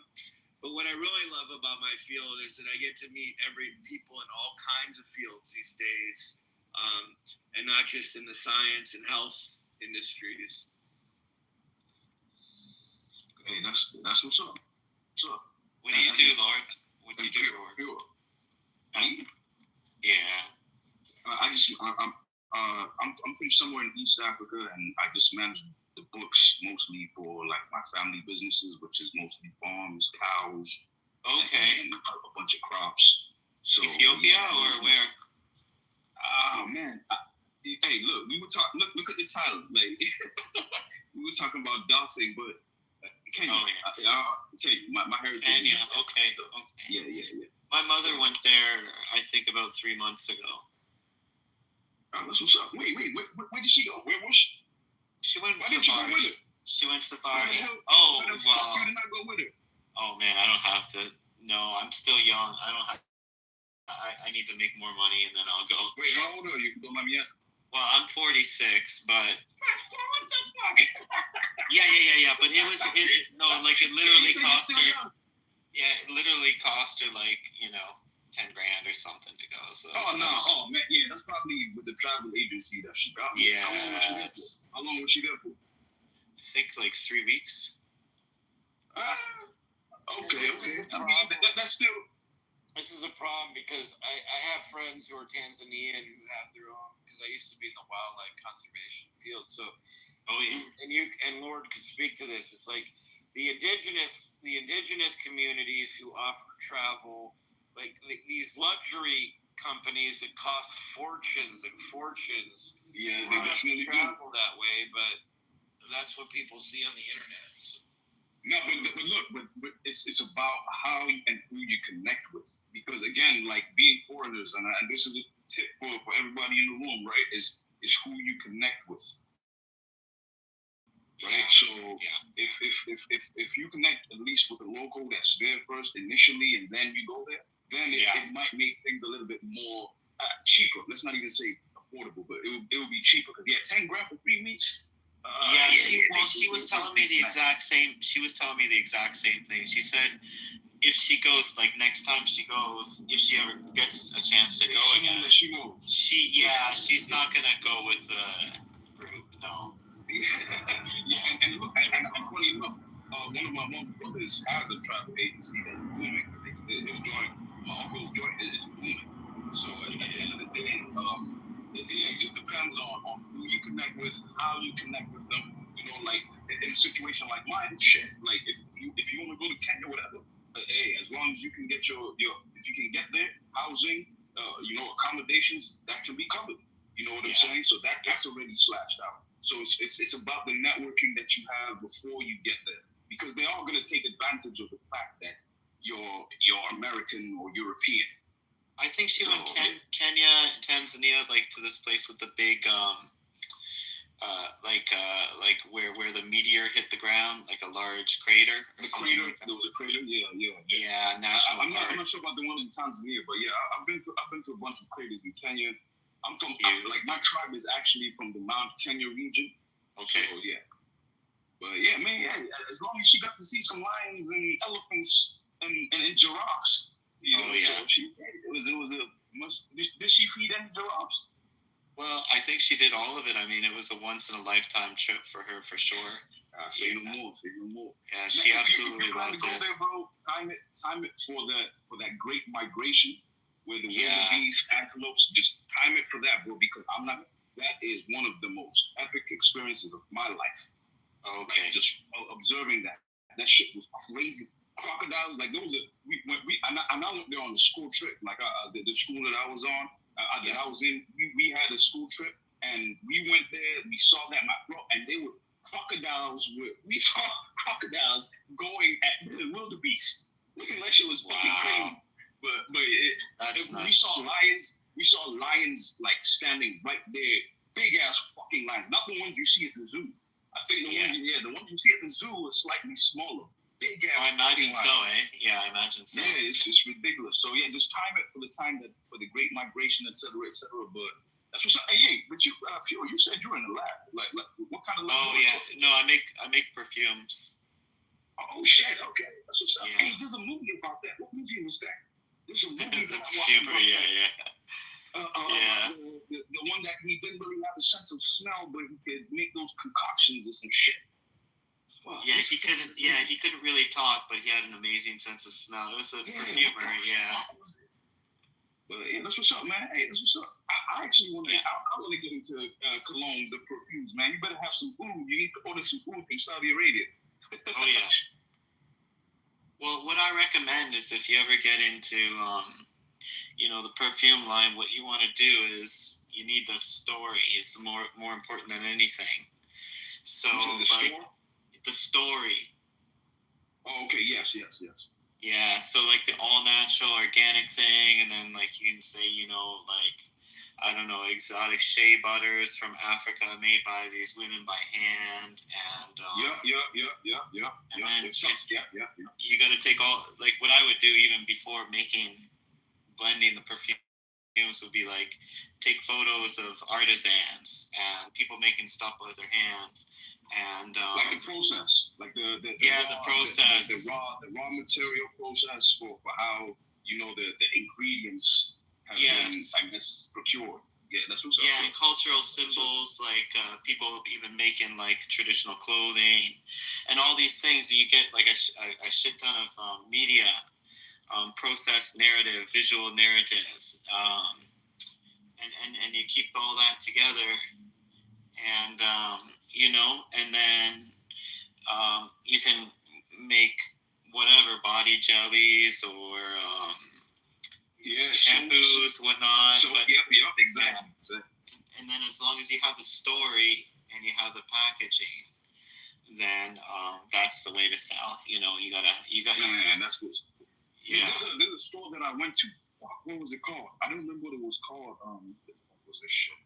It was one of these malls where they actually, like, you can customize your own cologne or perfume. So like they're over there, like you go around, like they had like I guess an exhibit of other people's concoctions one way or another.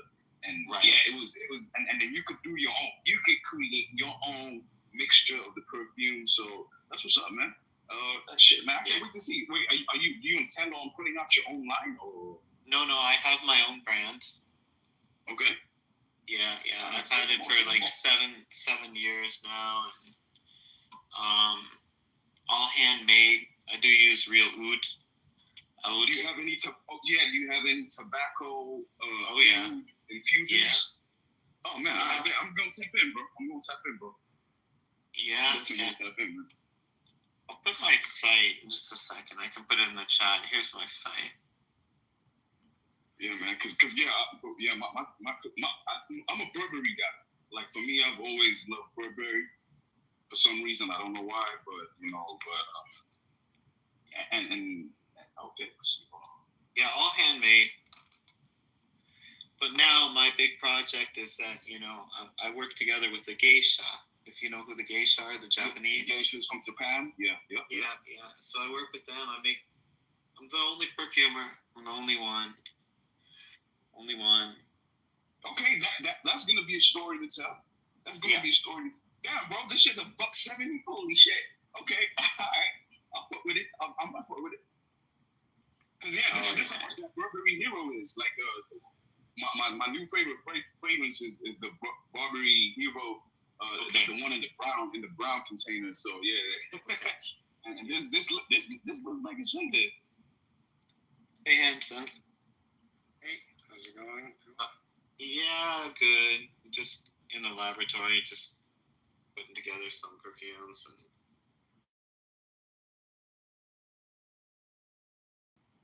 That's it. I've been so lazy this entire summer. When you work for yourself, where's the fragrance? Where's the fragrance?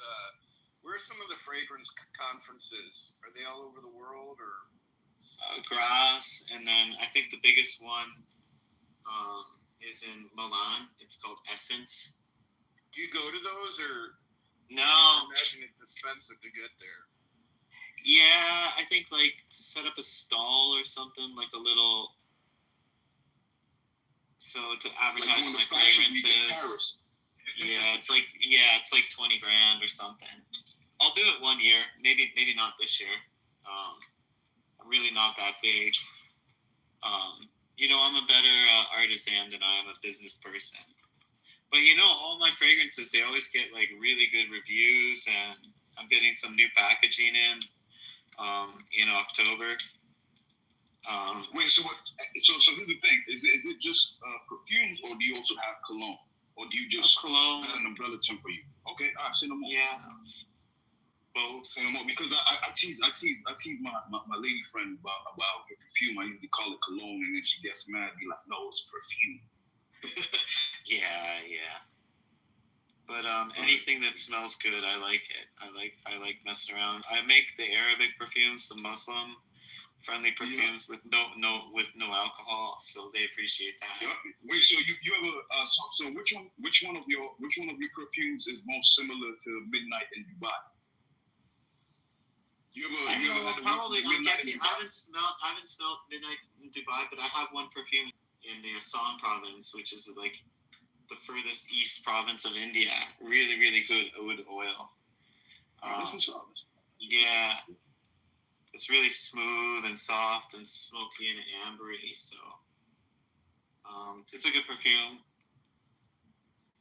Yeah, and to like toot your horn a little bit, like I want to create my own like perfume cologne line and use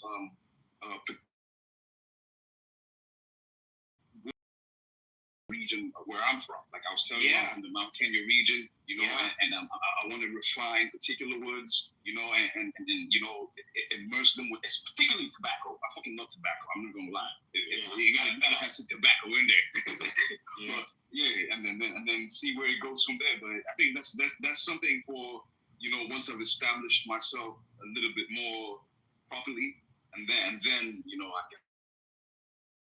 can get into all that. Well, yeah. I mean, the sky's the limit. If you're doing the branding, it's just all, like I say, it's just all about the story. Yeah. So how you strike the chords in someone's heart.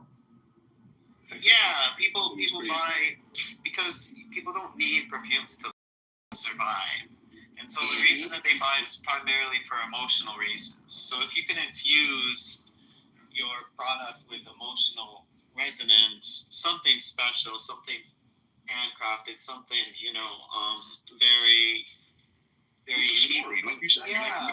with the story of how it originated and why it exists. You see, like for me, my story is gonna be like, hey, this is wood from my ancestral region where we've been for thousands of years, etc., etc.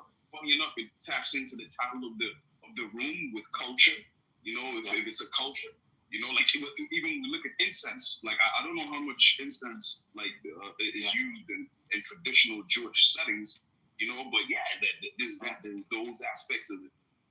Well, I'm not Jewish myself. I did study Judaism, but the Jews have been using incense just like everybody else in the Eastern Mediterranean for probably fucking since the beginning of time. Yeah. But everybody has. Actually, everybody has. The frankincense and myrrh. You read that, you can see that in the Torah. Oh yeah, you can. Yeah. It's Oh man, I'm seeing one of your perfumes, one of your joints over here got patchouli, man. Patchouli is actually one of my favorite scents, man. That's great. I love patchouli. Yeah. I love patchouli. Patchouli is a beautiful. There's a particular material called patchouli absolute, which is just like it's gorgeous. Patchouli absolute. It's a different kind of patchouli. I love it. Oh man, I'm definitely about to bookmark this website. I might make some purchases in the very near future. Just to get a whiff of it. Just to get a whiff of it. Yeah, I'm putting together the sample pack section. I like for mine is cologne, watches, and pens. I fucking love pens, cologne, and watches. That's my tip. Oh. Well, if you're talking about pens, man, African hardwoods are like what you want for pens with. Hey, my brother, the last time my mom was home, my brother sent me a quill with ink, and he told me to write a chapter for a book for both of us. Write a chapter like Lord of the Rings based on Lord of the Rings that we can create for ourselves, blah blah blah blah, with this and that. I'm like, oh, yeah. Yeah, pens are nice. Pens are. I mean, they say pens might be a new sword, but in any case, I think I'm calling it a night in here. Okay. Yeah. Like I was saying earlier, man. Sometimes when